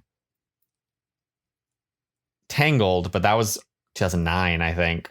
That's been a while. Yeah, that's 10 years old. Zootopia, I probably like more. I don't think I like Wreck-It Ralph more. Well, I might. I think Wreck-It Ralph in this movie might be like on par. Ralph Breaks the Internet, I definitely don't like more. Moana, I wouldn't say I like more. Yeah, this movie is like probably mid-tier Disney for me. Okay. I enjoy it. I'll accept it. But there are also like a million things where I'm like, I would change this. That's fair. It just needed more story. Yeah. It needed more like character for me. It just needed... There are a lot of things. And there's also like, there's a lot of... Here's the thing too. It's not just like, oh, I need more moments of like, I'm getting really into criticism. I'm sorry, because I know you love this movie. That's fine. But there were a lot of moments where it needed us more tension. It needed like another second. Like, for example, the scene, I felt like there were a lot of action scenes where things just kind of happened. There was like, here's the problem. Here's the character solving it. We're done. Yeah. And that's not good action. Good action is like back and forth. So like one of the best action scenes ever made, like on a technical level, is, this isn't an argument that I'm originating, but it's a Wallace and Gromit scene on a small train, like a model train. Okay. And there's a penguin, I think, and there's Wallace or Gromit, whichever one's the dog. I don't know. I don't know either. But it's a lot of like, one character does one thing and they get the upper hand, and the other character does a different thing and they get the upper hand. And like one character does something, but it goes wrong. And it's just like, it's a lot of action reaction and things escalating and things changing. And I felt like a lot of the action in this movie, because of how little time it had to actually like hit every story element it needed, was like, this just happened. And I'm like, I have not had time to process this. Yeah, things happen pretty quickly. Yeah, so like when Mr. Arrow died, it was so fast, and I was like, I would have liked more of like a moment of tension to really settle in this moment. Or there were a lot of like, or when Jim was fighting John Silver, when they were trying to escape the pirate, or when they're trying to escape, not the pirate ship, the ship, and they were toppling onto the planet, I would have liked a bit more of like a fight there. Okay. It just felt like the movie is so short that didn't have time to actually like sit with any of its moments. And I think it needed that. No, yeah, I 100% agree. If that's the one thing, getting ahead of ourselves, the one thing I could change, make it longer. Extend these things. Yeah, that's my big change. Yeah. Here's my full change. Let's just talk about executive action. Yeah, sure. Okay, it's fine. Here's my full change. If I really had all the power, if I was really Disney and I was like, I can do whatever the fuck I want, this is a TV show. This isn't a movie. Okay. This is a maybe like 8-part, maybe longer. I don't know. If I had full executive authority, I'd be like, look, guys, this needs to be a show. I want more time spent on all of this. I don't know how long it needs to be. Maybe it's 8 episodes. Maybe it's 6 episodes. Maybe it's 12 episodes. I don't know. But just spend as much time as you want. Have an episode that's purely just Jim exploring the inside of the planet when he's trying to like sneak out, because then you have a better sense of the inside of the planet. So when they reveal that the treasure's inside the planet, you also kind of like have a sense of how this planet works. Have an episode that's just Jim and Long John Silver bonding on the ship. I really like the characters in this, but I just don't think they were given much time. And I would love it if this was like a show and we got more time to see all these relationships develop. Oh, yeah. And then the betrayal could really hit hard. Oh, I know. Oh, God, it'd be great. Yeah. See, like I have written down, okay, besides, I wouldn't really change much because I love this movie a lot, but Disney's making all these unnecessary live action remakes, but I feel like this is one of the few that would actually benefit from that. This would be a cool live action, yeah. Yeah. This would be a dope live action. It'd probably be expensive as fuck. Oh, absolutely. But then you make it 2 hours long, and then we get a little more time and character development and shit. Yeah. Love it. The other thing I would change, there are other things I would change in this movie too. I'm not going to focus on them. But like, this is a minor. Okay, I'm going to say 2 things actually. One is a minor thing. I wouldn't put, and this is very much like if you want to set up a second season or like set up a second movie, I wouldn't put the portal in the ground just because I think the portal is a cool concept. I would make it so that Long John Silver's, or not Long John Silver's, Captain Flint's ship had the portal built into it. So they find the ship at the end of the map. They see Captain Flint in the ship, like dead. That's where he died. And then Jim finds a slot for the ball, puts it in. the ship opens the portal.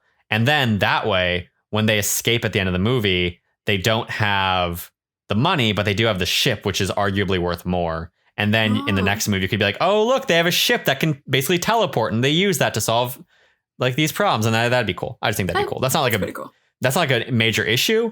I just think it'd be like fun setup for a second movie. Yeah. The actual thing that really actually bothered me, I think this is the thing that bothered me the most in this movie, is that they tell me Jim is a genius, and then they never use it. Yeah. I kept waiting for Jim to be smarter than everyone else, and he never was. He was just kind of like the entire movie. He's like, I'm an edgy bad boy. And I'm like, you built a solar surfer when you were like 4? Yeah. You're a genius. Be smart. Do smart boy things. Solve problems because you're smart. Why is this not happening? I don't know. I guess earn Captain Amelia's respect because you're brilliant. Right. Don't give me this character information and then not use it. Yeah, like the only hint we get is like when he fixes the old ship, but like I feel like this movie partly suffered from the fact that, for me, that it's trying to adapt. Here's the thing about Treasure Island. Mm-hmm. In Treasure Island, Jim Hawkins is not this old. He's a child. He's like 12, maybe 13. Yeah. He's a kid. And I think a lot of Jim's personality comes across a lot more as like naive child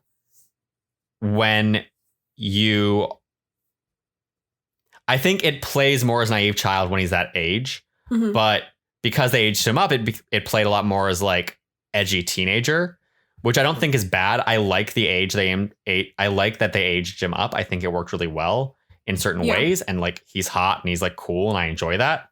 But I think they didn't change enough of the fabric of the story for that. I think there was just like elements of the plot that work when Jim is 12 that don't work as well when he's like 17. Okay. Yeah. And not like huge issues, just small things where I'm like, if you're going to make him this old, lean into that age. Don't leave these like spare little bits of the 12-year-old Jim Hawkins story that don't work as well anymore. Just own that this is your own version with your own Jim Hawkins. Right. Oh, I get it. Anyway, those are my complaints. Valid. Many people love this movie though. And I really appreciate the things it's doing. It's beautiful. Yeah, it's super cool. Oh yeah. I love the like general aesthetic it's going for. Kind of like steampunky almost. Yeah. The pirates are cool. I like pirates. Pirates are cool. And they like space. And they combined them and I was like, this is neat. This also gave me my appreciation for space. Like, fuck, dude. Yeah. Love it. I think that's the other reason I would like this to be a long form show, because I think you could spend more time on like Jim really taking in space. That's the other thing. I want more of an establishment of what Jim Hawkins wants. Okay. Because in the beginning, they're kind of just like, Jim Hawkins is a rebel. Yeah. And I'm like, and you kind of have a sense that he likes the idea of like piracy in space, but you don't really get it because you see him as a kid, but you don't really have it hammered home, I feel like, in the amount of time you're given. So I just want more time to really establish like Jim Hawkins desperately wants to get away from home. Yeah. And the thing he learns is that like he doesn't have to just like run away from home. He can like go back and like be with his mom and like have a life there and also get the space adventure and be in the military or whatever. But I would have liked. Here's the other thing I think this movie suffered from, which isn't its fault. Like, well, I guess it kind of is. The directors. Yeah. They are used to making musicals. And musicals have certain elements that are very useful. One is that songs basically give you narration.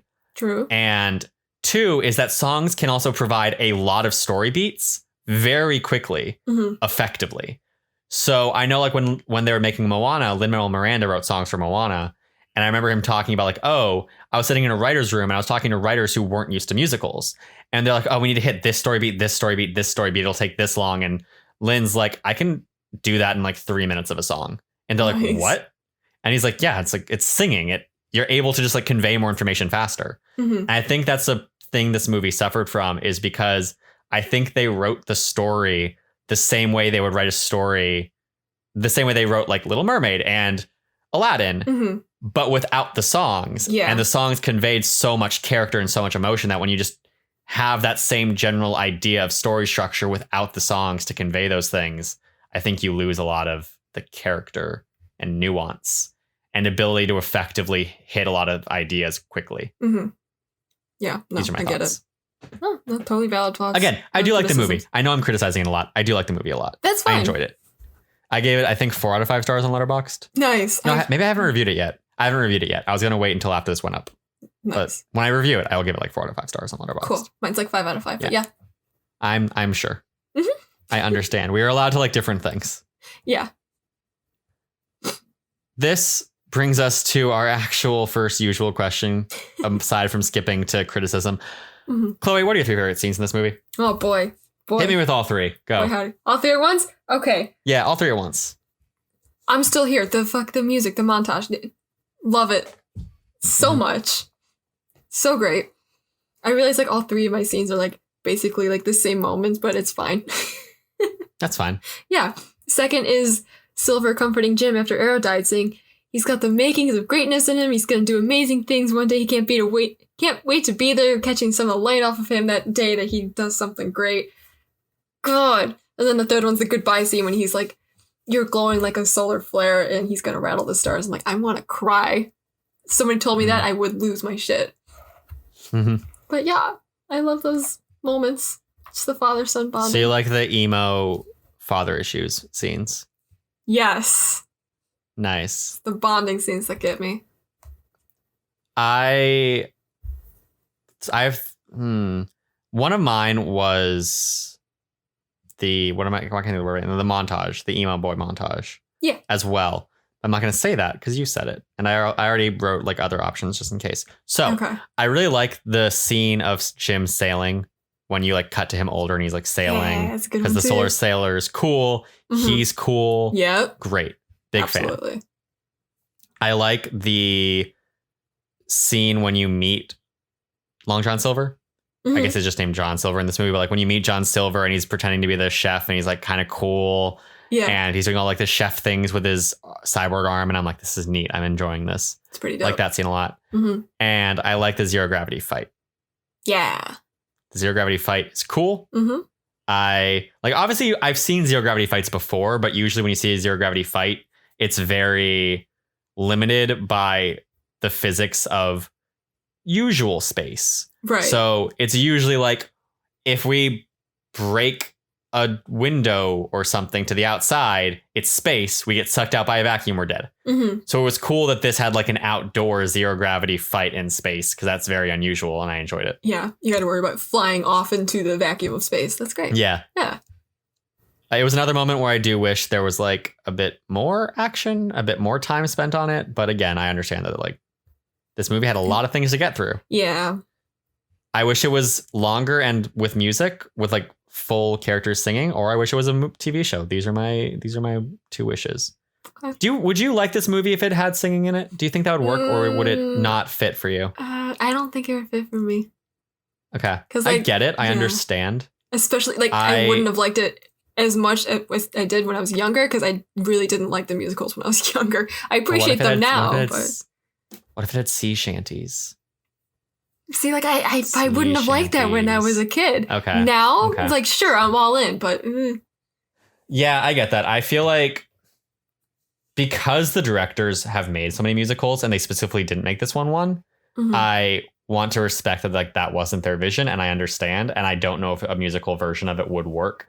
But also because I fucking love musicals. Yeah. And because I desperately want a pirate musical so badly. I get it. I also would have. I want to see a remake of this with music added. Mm-hmm. I don't know if it'd be better, but I'm just curious. Yeah, I'm so curious to see what it's like. Would love to see a remake. Yeah, I know you would. Yeah. Should I love it? Bob Iger, get on it. You're already remaking everything else. Yeah. I also, did I say all 3? I said all 3. Yeah.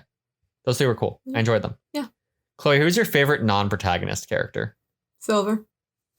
Yeah, me too. Listen, I love me a good father figure Captain character. Amelia is cool, but like... She was my like backup option if Silver wasn't loud, but dude, love me a good father figure character that says things that make me want to cry. Yeah. Mm-hmm. Yeah, he's a really good villain. Oh, yeah. Like, I think that's probably the, like, aside from the aesthetic being really interesting and cool and unique, I think that the quality of a villain that John Silver is one of this movie's greatest strengths. 100%. Because he is so complex and so interesting. Well, good shit. Moving on from this, Chloe. Yes. So I asked this question already, basically. This is your favorite Disney animated movie. What are your other favorite Disney animated movies? What are your top, like, 3 or 4 or 5? Boy. Whichever number you want to say. Oh, boy. Atlantis is another one, honestly. Atlantis is real good. It's real good. Yeah. Also underrated.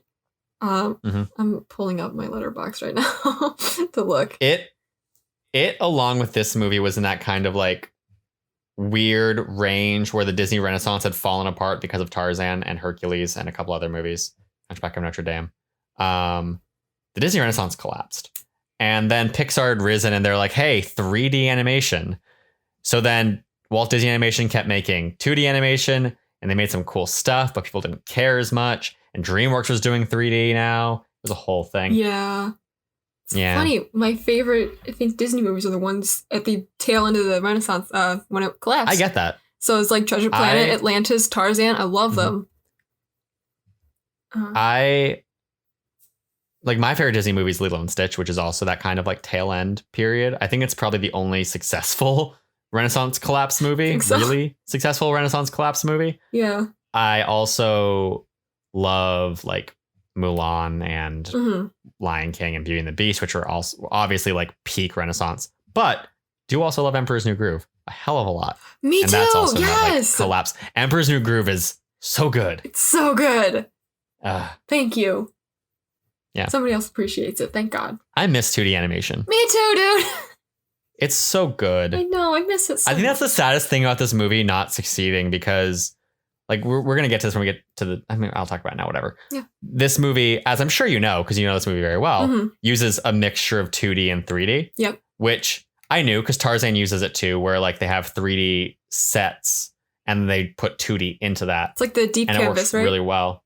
Yeah, deep canvas. What I didn't know is that the cyborg arm is also 3D, which was the first time they'd ever blended 2D animation and 3D animation into, like, one figure. And that's really interesting and that's really unique. And I'm sad because I feel like maybe if this movie had done well, this 2D 3D blending would have become more of a, like, acceptable form of animation in Western animation, but it didn't. And now all Western animation is 3D except for television. And you only get 2D with, like, anime and the occasional, like, more indie thing. Like Klaus last year was 2D. Right. And I Lost My Body was a 2D animated movie. Maybe Netflix will bring 2D back because they seem to be doing that right now. I really hope so. I hope so too. I miss it a lot. 2D is so cool. It really is. It's so cool. Sometimes I watch 3D animated movies and I'm like, this is good. I would like you better in 2D. Yeah. Like, there are ones I think work really well. Oh, yeah. Like, Toy Story works great for 3D. That's fine. WALL-E works great for 3D. But then there's movies like Coco where I'm like, I love you. Yeah. You work pretty well in 3D, but I feel like I'd like 2D better. True. I've seen, like, pencil tests for, like, Frozen, and I'm like, I would have loved Frozen in 2D. I would have loved Frozen in 2D. It would look amazing. So much. Yes. I think Frozen is probably the top one where I'm like, or also because I bought Ava the Frozen 2 like, making of book. Okay. Because Ava does not like Frozen 2. But it's beautiful. The making of book the making of book has, like, all the 2D art and it has the storyboards, and Ava's a storyboard artist, so that's a big deal for her. And, like, the 2D art in that book is gorgeous. Oh, man. It's so pretty. What the fuck? God, we could have had so much. I wish Tangled was 2D as well. We kind of have that with the Tangled TV series, but it's not the same thing. Yeah, no. What else? What other movies do I really wish was 2D? I feel like I'm forgetting some. Brave was good as 3D. I'm going to give Brave a pass on it. I think Brave works because Merida's hair is impressive. That's true. Yeah. But just, I don't know. 2D is so cool. I know. And so pretty. It really is. Remember in Princess and the Frog Yeah. when they have the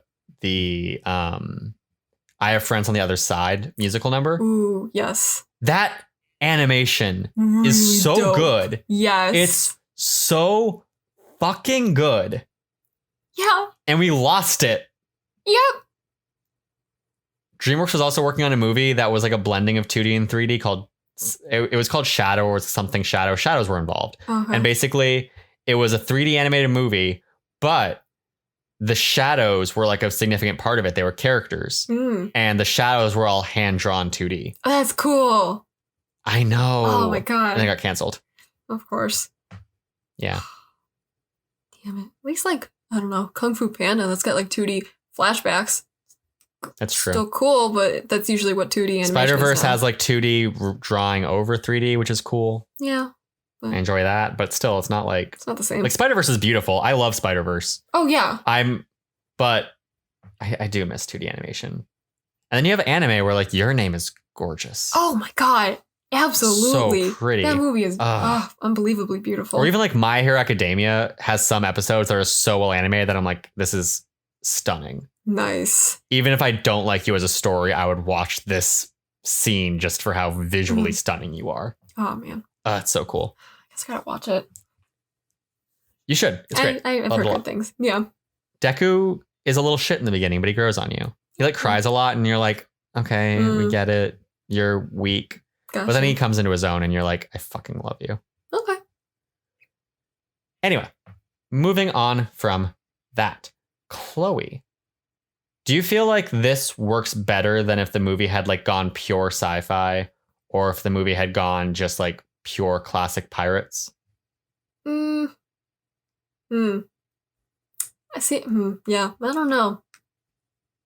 I feel like we have so many classic pirate things already, and then Pirates of the Caribbean. We? Well, not. How often you get space pirates? I mean, I'm not disagreeing with you. Space pirates are cool.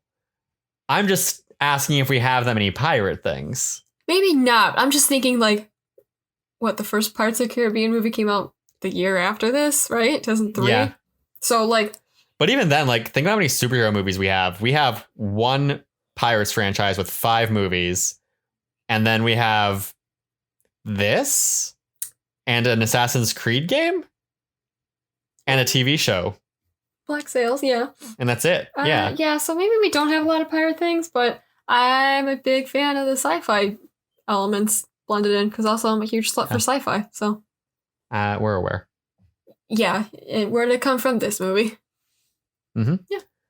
So do you like the balance they struck here then? Do you feel like, because they could have gone more sci-fi where they're like, yes, they're pirates in space, but they're in like classic style spaceships. It isn't this kind of like steampunk, like pirate ships, but in space kind of feel. Yeah. Do you think that wouldn't have worked as well for you? Do you think it could have worked just as well, but it was just like a stylistic choice? Yeah. What do you No, it probably could have worked just as well, but I do prefer the aesthetic of the steampunkness and the actual like sailboats and the space, and it's really cool. Yeah. It is a very cool, unique look. Yeah. I like it a lot. Me too. There are a couple times where I bumped up against it, but like overall, I liked it. I'm a big fan. I know. Obviously. So this movie has a 69% on Rotten Tomatoes, as this is our 4/20/69 month. Shout out. What do you think this movie deserves on Rotten Tomatoes? 101%. That's physically impossible, but sure. Now, just to clarify for listeners, because I know a lot of people don't know this, or they're like, forget. Rotten Tomatoes percentage score is not a averaging of the score reviewers have given it. So 69% does not mean that like some people gave it a 10 and some people gave it a 4 and some people gave it like a 7 and it all averaged out to 6.9. Rotten Tomatoes percentage is a basically binary number of did a reviewer think it was rotten, so bad, or fresh, so good. And fresh, I think the reviewer has some control over if their review is considered fresh or rotten. But I believe the general range is like between 6 and 7 is where it switches from rotten to fresh. So 69% does not mean that it is the average. 69% means that 69% of people thought it was fresh and 31% thought it was rotten. Okay. It's a fair balance, I guess. If I had to give it an actual number, it may be still too high for some people, but maybe like an 85. I think that's a respectable number. Yeah. I think this movie deserves like maybe an 80, 85. Okay. I'd agree with that. Cool. Yeah. I think enough things work for this that I would like. Again, I said I'd give it like a 4 out of 5 stars. That's fresh in my boat. So I think it working for 4 out of 5 people is also a respectable. Yeah.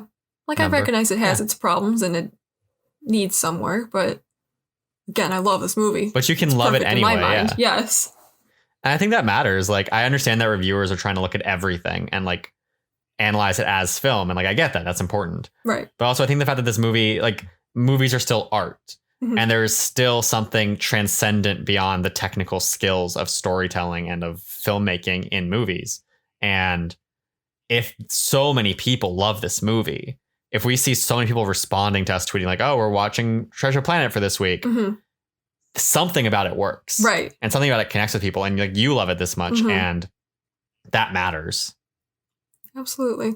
And it's not just like, oh, lowest common denominator. It's not like Transformers, sorry, where I know. It's like, yeah, it's not like, oh, and like even like you judge Transformers even though you love it. Yeah. And Transformers definitely appeals to like lowest common denominator where it's like big mainstream blockbuster action, and it's also one of Michael Bay's weakest films.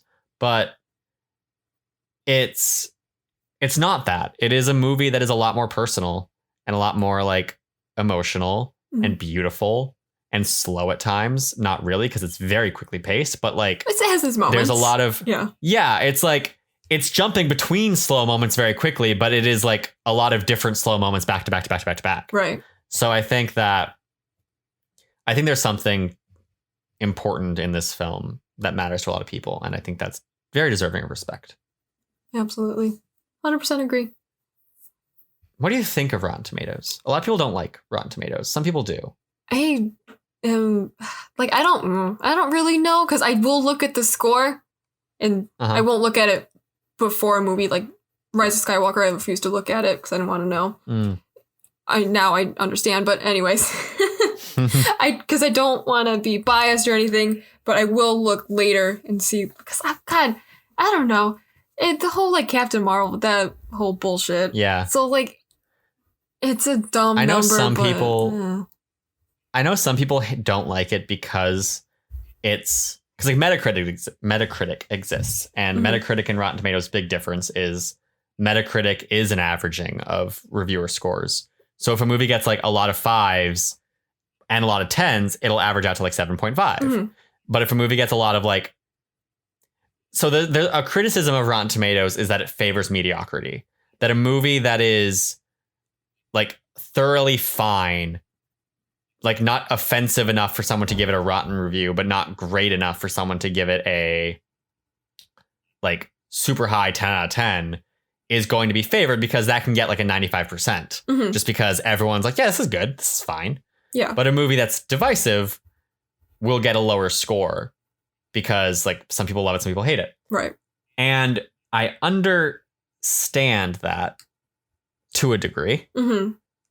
But personally, I like Rotten Tomatoes. I like how unnuanced it is. And I realize that some people look at it and think they should read it as more of like a thing than it is. Okay. But I enjoy that it's not like, hey, here's like the 7.2 average that everyone gave it. And I have to look at that and be like, what the fuck does that mean? Okay.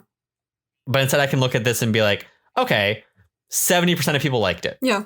30% of people didn't like it. Maybe I'll be in that 70% that did. Like, you know, I enjoy that. And if I look at a movie that is 95%, I'm like, cool, I will probably enjoy this movie. I don't know by how much I should enjoy it, but I will probably enjoy it. Yeah. And I like that kind of abstractness in the way I look at it. That's fair. Instead of being like, this movie has a 95%, which means that the reviews were almost exclusively like 90 to 100 out of, or like 9 to 10 or whatever. Right.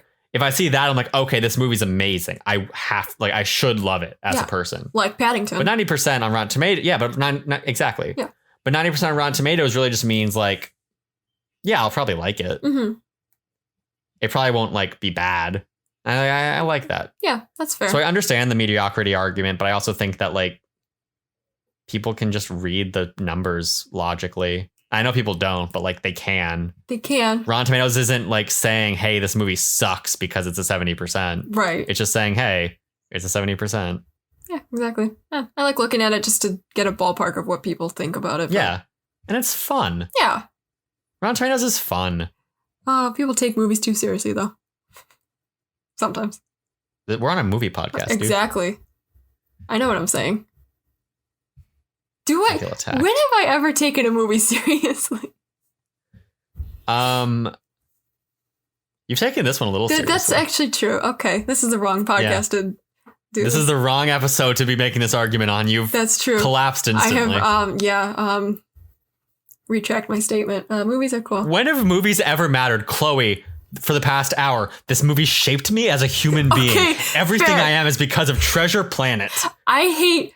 Listen. Okay, we work with anyway. I hate movie fans. Sorry, but like film Twitter specifically. You know the I get ones. that. You know. I don't hate film fans. However, as someone who went to film school, there are a lot of what we call film bros.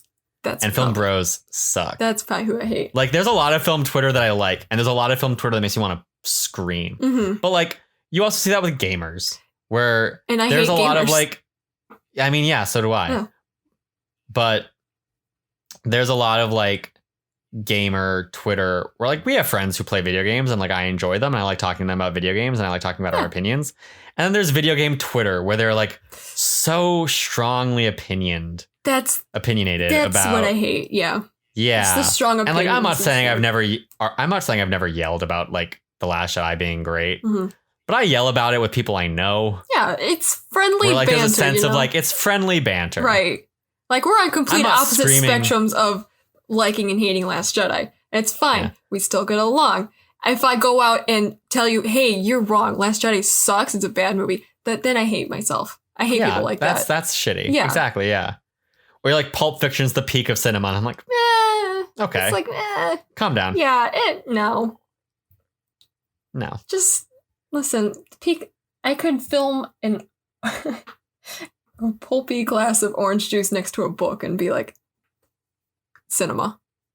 I want to go make that TikTok now. Please do. I Wait, have you seen the TikTok trend that's going around right now where it's like when this thing happens in the book, I don't know, I've never read it, or like when this happens Yes. in the movie, I don't know, I've never seen it. Yeah. Yeah. Do that. Like do that, and it's like when the character spills their orange juice on the book. I don't know if we have oranges, but Well, you got the idea though. you got it. I got this. We can brain. I'm gonna do I this. made one of those today. It's in my drafts right now. Nice.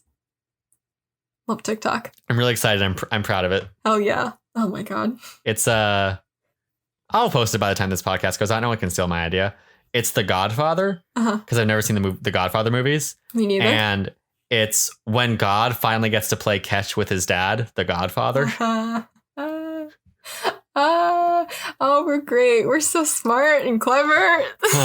We're fucking brilliant. Yeah, we are. The world doesn't deserve either of us. Oh man, we gotta make these before this episode goes out.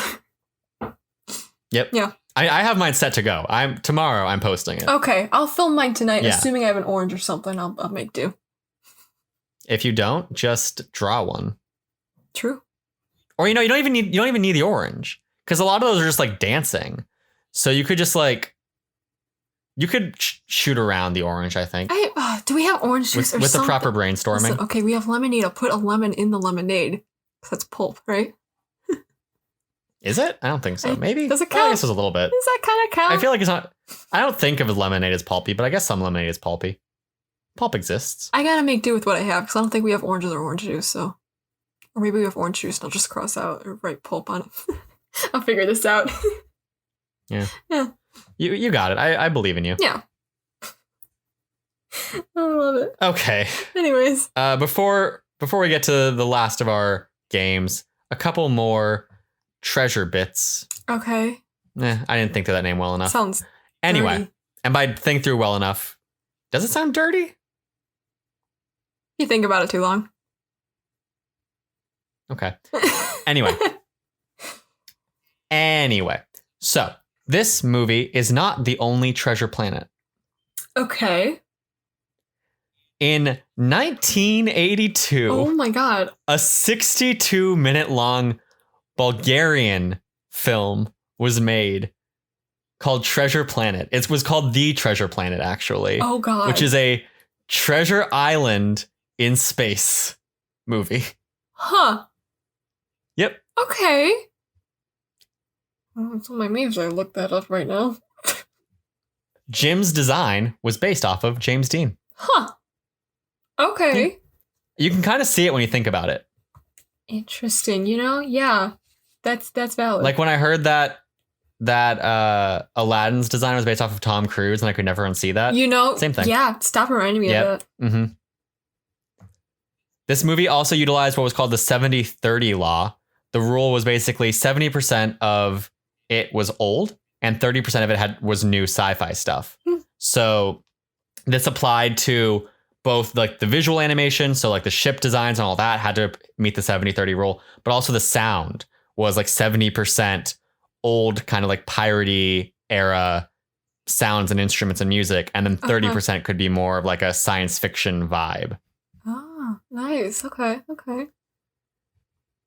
As you mentioned, you also talked about the whole like breathing in space thing. Mm-hmm. That's because the directors introduced the idea of the Ethereum, which is a space full of atmosphere, because they wanted more.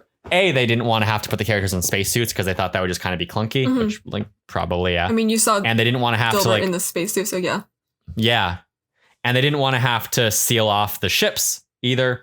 So they decided like it'd be more beautiful and like visually interesting and just work for the story they were telling more if they just introduced the idea of the Ethereum. Do I wish they mentioned the Ethereum in the movie? A little bit. They mentioned the opening narration. Did they?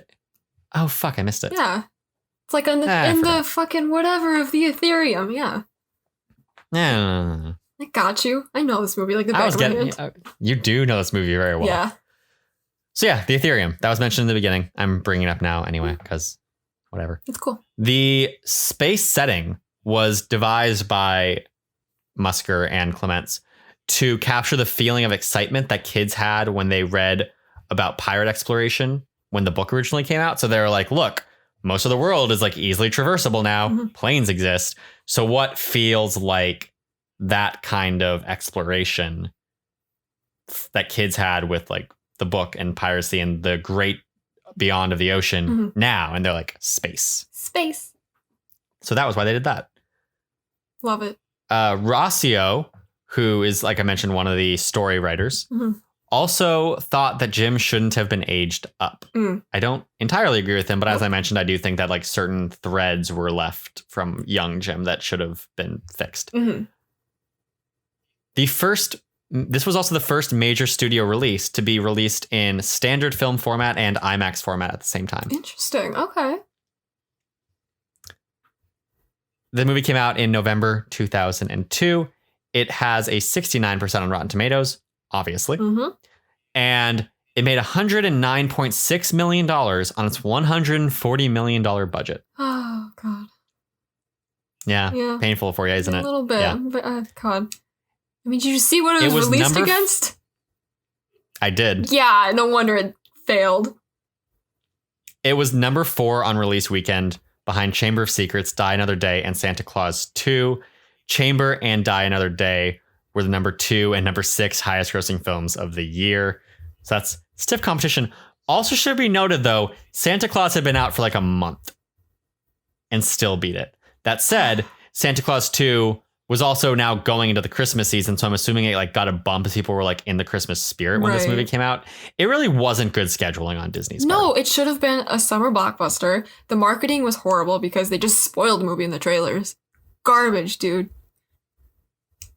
I'm sorry for your loss. It's fine. It's okay. I have my little movie here. It wasn't oversaturated with any other like sequels or shows or anything. Maybe would have been nice. Who knows? True. I don't know. Yeah. Like we've mentioned already, they did have plans for a sequel, Treasure Planet 2. They even had cast committed to come back, and they cast Willem Dafoe to play the villain. Aw, come on. Who would have been a robot pirate. What the fuck? Okay. I saw his design, and it's sick. What the fuck? Okay, I take back. I do want a sequel because I want Willem Dafoe as a robot pirate. What Yeah. the fuck? I don't know if I love the general concept of the story. It kind of sounds like Pirates of the Caribbean 1 to me, honestly, where it's like chasing down trying to get the fastest ship in the galaxy. Okay. And like Jim is trying to get it. The bad pirate's trying to get it. Jim has a love interest named Kate, who is also at the academy with him. And then they bring back in John Silver. They bring back in John Silver as like their ally. Basically, it's Pirates of the Caribbean meets Neighbors 2. Interesting. John Silver is Zac Efron in Neighbors. Yeah, I don't know if I'm a fan, actually. It's like, yeah, I don't know. Yeah, but I do love the idea of Willem Dafoe voicing a evil robot pirate, and I'm sad we don't have that. I'm just going to go watch The Lighthouse now, because I guess it's the closest I can possibly get. No, closest you can get is Spider-Man. I guess on the evil front, but I was thinking more of like the kind of like Man of the Ocean front. Okay. See, like, yeah, I'm going more evil, face covered, evil. More like I'm robot-y. Going. Yeah. I'm going more of like the piratey like, ocean. The piratey ocean man kind of vibe. Yeah. Ocean man. Take me by the hand. Lead me to the lighthouse. Oh, God. Also in 2002, Attack of the Clones became the first Star Wars movie to not be the year's highest grosser. Makes sense. The highest grosser of the year was Lord of the Rings. Attack of the Clones came in at number 4. Okay. It was behind the first Spider-Man movie, Lord of the Rings, and a third film. What was that third film? I don't remember. I thought I would when I wrote this down, and I forget now. 2002 movies, right?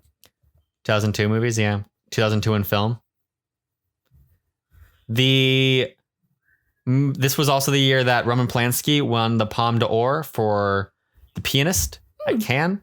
The Pianist also got him a Best Director win at the Oscars in 2003 for The Pianist coming out in 2002.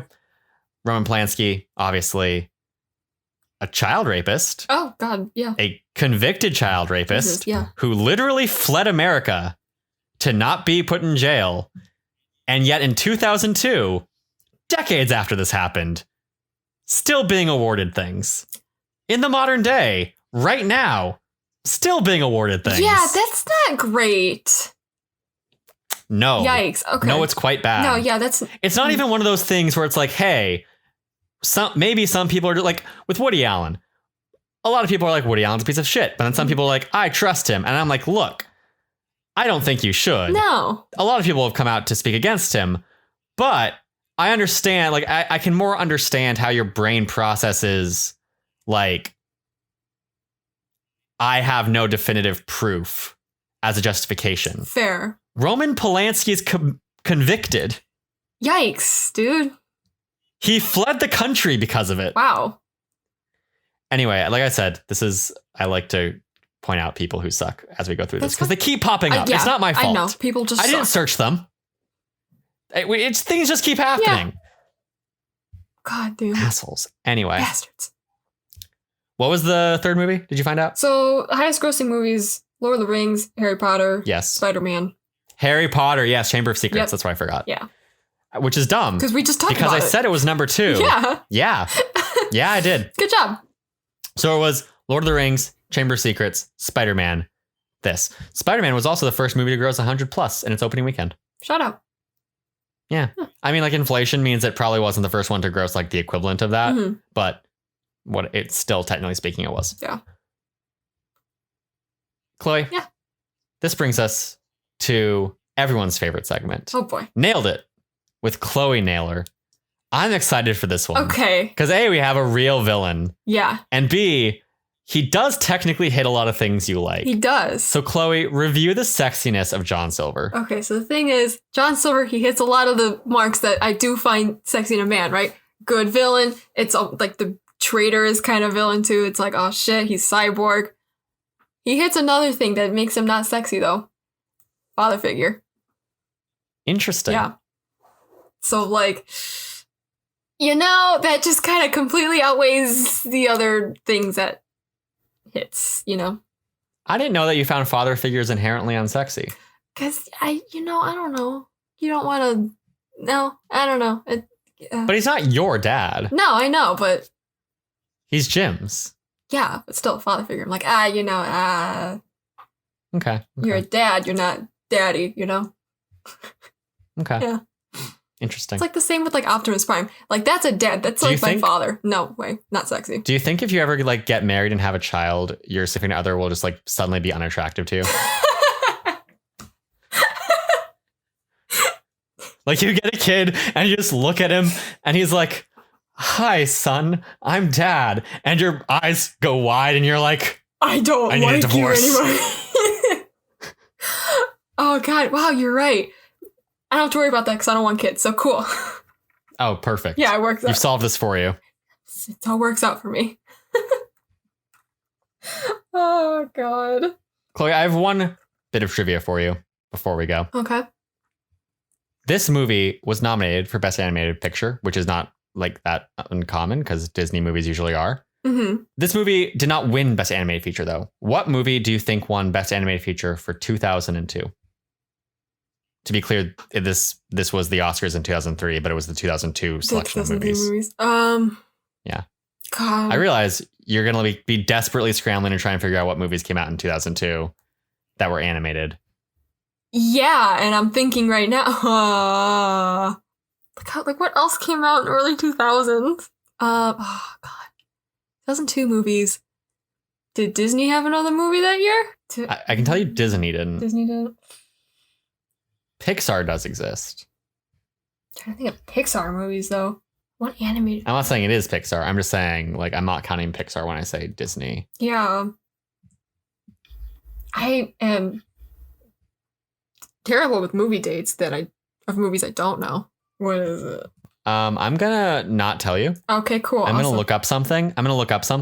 Okay. I'm gonna tell you all the movies that were nominated that year. Okay. And then I'm gonna see if you can figure out which one it was. Okay. It's possible you can. It's possible Maybe. you can't. We'll find out.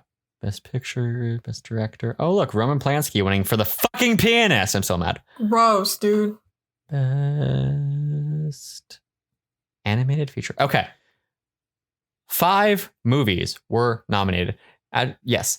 And I was actually wrong. There was another Disney movie. Oh. And also, I am ashamed because your favorite Disney movie was nominated for Best Animated Feature in 2003. Oscars, 75th Academy Awards. Let's just use that term from now on. Mine also was. Lilo and Stitch was also a nominated movie. I didn't know that. Okay, that's fine. And we had Ice Age. We also had Spirit, Stallion of the Cimarron. Oh, shit. Do you like Spirit? I love Spirit. Interesting. Did not know that. Yeah. And finally, Spirited Away by Hayao Miyazaki. Did Spirited Away win? I said that slow. That's my guess. Yes. Oh my God, this was a great year for movies. I love all of them. Lilo and Stitch, Treasure Planet. Holy shit. You love Ice Age? No, not Ice Age. Spirit and Spirited Away, though. Ice Age is fine, but I don't love it. Yeah, I mean, it's fine. It exists. Yeah. It's got like 20 sequels more than necessary, but... I feel like they keep coming. I know. Like, if you told me there were 20 Ice Age movies, I'd be like, that makes sense. There might as well be. I stopped paying attention. Marvel Cinematic Universe and the Ice Age Cinematic Universe. Those are the 2 cinematic universes. And they're connected, actually. Ice Age is a prequel. Oh my God. Yeah. I guess that kind of makes sense. Yeah. When do they find Captain America in the ice again? In the 75th sequel. Did you say 75th because there was a 75th Academy Awards on numbers on your mind now? Nope. But maybe that was just a number that came into my brain because you said it earlier. Yeah. Chloe. Yeah. What are your closing thoughts? I love this movie with all my heart. On this movie? I know you do. Yeah, I can tell. Yeah. Love it, dude. It's it has its flaws. There could be some things that could be changed. It could be longer, which would really help it. But overall, I really love it a lot. And it shaped me as a human. Like it so much. Apparently. I learned some things too. Yeah. I'm glad I watched it. It's like You know how I talk a lot about how I love the... Well, I don't talk about it a lot. You know how occasionally I mention how I love the DC Extended Universe? Mm-hmm. It's because, like, the modern DC Extended Universe is weird and risky and, like, pushes boundaries. And individually, I don't love a lot of the movies. Aquaman, I enjoy, but is also very stupid. Yeah. Shazam is fine. It's interesting as a superhero movie, but it's fine overall. Yeah. Wonder Woman slaps. Birds of Prey is dope. True. The other ones I don't really care about, except Man of Steel, kind of. Very little. But the point is, I feel like I have this feeling towards this movie that I have towards, like, DC movies right now, where it's like, I don't necessarily think you're great. Okay. But I appreciate that you're, like, doing new things and pushing boundaries. Mm-hmm. And, like, I really like that. And I enjoy that. And that kind of makes up for some of, like, the flaws I have with length and, like, pacing and that kind of stuff. Yeah. So I enjoy it. Visually, stunning. Absolutely. Even, like, when I was doing the research for this episode, I was on Wikipedia. So, like, every so often I'd scroll to the top to look at something. Mm-hmm. And I would see the poster again with, like, Jim on the sail looking up into space. Yeah. And I'm like, this is so cool. It's so Jim. Cool. It's so pretty. I think I really wish there was more time spent on just, like, Jim doing cool Jim things. Oh, yeah. In the vacuum of space. Or just, like, flying the Solar Surfer. I love Jim. Just solidify my crush on him more. Jim is so great. Oh, yeah. Yeah. It's really cool. Chloe, if people like this movie, what else do you recommend? I've talked about it at length, but watch Black Sails. It's more piratey, less sci-fi, still pirates. It's still Captain Flint and all of them. Silver's in it, all of that. And it's a prequel to Treasure Island. It's so good. The theme song fucking slaps. Cannot recommend it enough. And also, I would also recommend, like, Atlantis, because that's an also underrated Disney movie. Sure. It's, good shit. Because if you like, usually people that like Treasure Planet also like Atlantis, so it works out. I think they definitely have, like, overlap. Yeah. I would recommend the obvious one is, like, Aladdin, because Musker and Clements did that one. I think there's definitely, like, similarities in Aladdin and Jim's kind of vibe, because they're both, like, the kind of, like, sarcastic bad boys. They both have the friend who can change shape, the sidekick who can change shape. They really do have a lot of similarities. That's interesting. Anyway, I would also recommend Uncharted 4 if you're looking for a video game. I realize we don't usually do that, but, like, Uncharted 4 is about pirates, and it has the end scene and the undercut bad boy that Chloe loves. You're like, right. there's a lot of connections between Uncharted 4 and this. Listen, I would also recommend Firefly, Ooh. The TV show, because I think that, like, Firefly is called a space western, but I think that the line between a pirate story and a western story are kind of, like, location based a lot. There's story elements. So I think that similar. Yeah, I think there's a lot of, like, similar story elements of, like, the Firefly crew are smugglers and they, like, are going around space and they're doing all this stuff. So I think there's definitely, like, similar, like, outlaw, renegade, like, out there kind of vibes with them. So I think that's a good one for TV. And then for other movies, El Dorado. Yes. I think El Dorado would be a great one for people who like this. I think there's some energy there. Oh, yeah. Yes. El Dorado's so good. It's so good. I loved that movie as a kid. God. I love it so much. Good. Oh, my God. Thank you Chloe, so much. what are your favorite DreamWorks movies? Ooh. Oh, my God. Well, El Dorado. That's one. Yep. Prince of Egypt, I watched not recently. Prince of Egypt is so good. Oh, my God. Is it amazing? I think Prince of Egypt might be the most impressive animation I've ever seen. That's completely valid, because holy shit, dude. The music is beautiful. The visuals are stunning. The parting of the Red Sea is fucking insane. Oh my God, when they're walking, the lightning strikes and you see all the shadows of the fish, and oh my God, it's so good. It's so good. It's so fucking good. Amazing. Yep. Prince of Egypt. For me, How to Train Your Dragon is like my favorite That's up there. DreamWorks films. Megamind slaps. 1 and 2, 3 is... Megamind is quite good. Megamind's like my mid-tier. That's fair. Where it's like, it's good, but like Prince of Egypt and How to Train Your Dragon clearly are on such like a high level for me. I like Shrek 2 a lot. Shrek 1's fine. Shrek 2 is just peak cinema. I think Shrek 2 is like the ideas of Shrek 1, but an actual story. Yeah. And I think Shrek 1 is like, hey, how much can we make fun of Disney? It worked. And I guess we'll throw in a quest to help with that. Yeah. That's fine. Yeah. Also, Kung Fu Panda 1 and 2. 2 more for me. Kung Fu Panda 1 and 2 are very good. Yeah, but I haven't seen. Really? I think 1 more for me, but to be fair, I've watched 2 once and I've watched 3 once. That's fair. So, I haven't seen 3 I have yet. no strong feelings. Also, 2 helps because I do like the villain, so that, you know. Is that the Peacock? Yeah, it is. Yeah. Yeah. I get that. Yeah. Peacock's cool. Real cool. Love peacocks. Am I forgetting any DreamWorks movies that are very good? Probably. Absolutely are. But those are the top ones, I think. Prince of Egypt and How to Train Your Dragon is the one off the top of my head. And El Dorado, obviously, where I'm just like, yes. And you like Spirit. Yes. As I think you mentioned. Yes. Yeah. Real good. Chloe, what's one cool thing you've done or seen this week? What the fuck have I done? I don't know. Since the last time I talked to you, what have I done? You've been streaming. I have been streaming. We played Overwatch last night on my stream. We did? Yeah. Yeah. One cool thing I did, I cut my hair. That's what I did. You did? I did. Yeah. Real short now. Shorter than I think it's ever been before, besides when it first passed this length. But yeah, I love it. I haven't really watched any new movies, but I've been watching. Well, I watched Emma. Did I watch Emma before we recorded or last one or after? Either way, I watched Emma. I think I talked about Emma last time. Since then, I haven't really been watching any new movies because I've been making my sister watch a bunch of movies from last year that I'm like, you should see this. Nice. So we've watched Jojo Rabbit again. Uh-huh. I've watched Knives Out again. Nice. I've watched Last Black Man in San Francisco again. And that was fun because I love all of those movies very much. And we watched Little Women again, which I think I'd also talked about last episode. Yeah, Little Women slaps. And I've been reading a bunch of scripts because I'm trying to like get more into screenwriting. Also, anyone listening to this, if you're interested in reading some scripts, I posted a link to my Google Drive with all the scripts I have downloaded. And there is a whole hell of a lot. Nice. So many. Cool. But it's been really fun. It's been getting me more in a screenwriting mindset. So I want to like start writing things again because I miss doing that. It's fair. And then I'm hoping I can think of a way. Here's the thing. Reading scripts is good for me as a writer because like it helps educate me.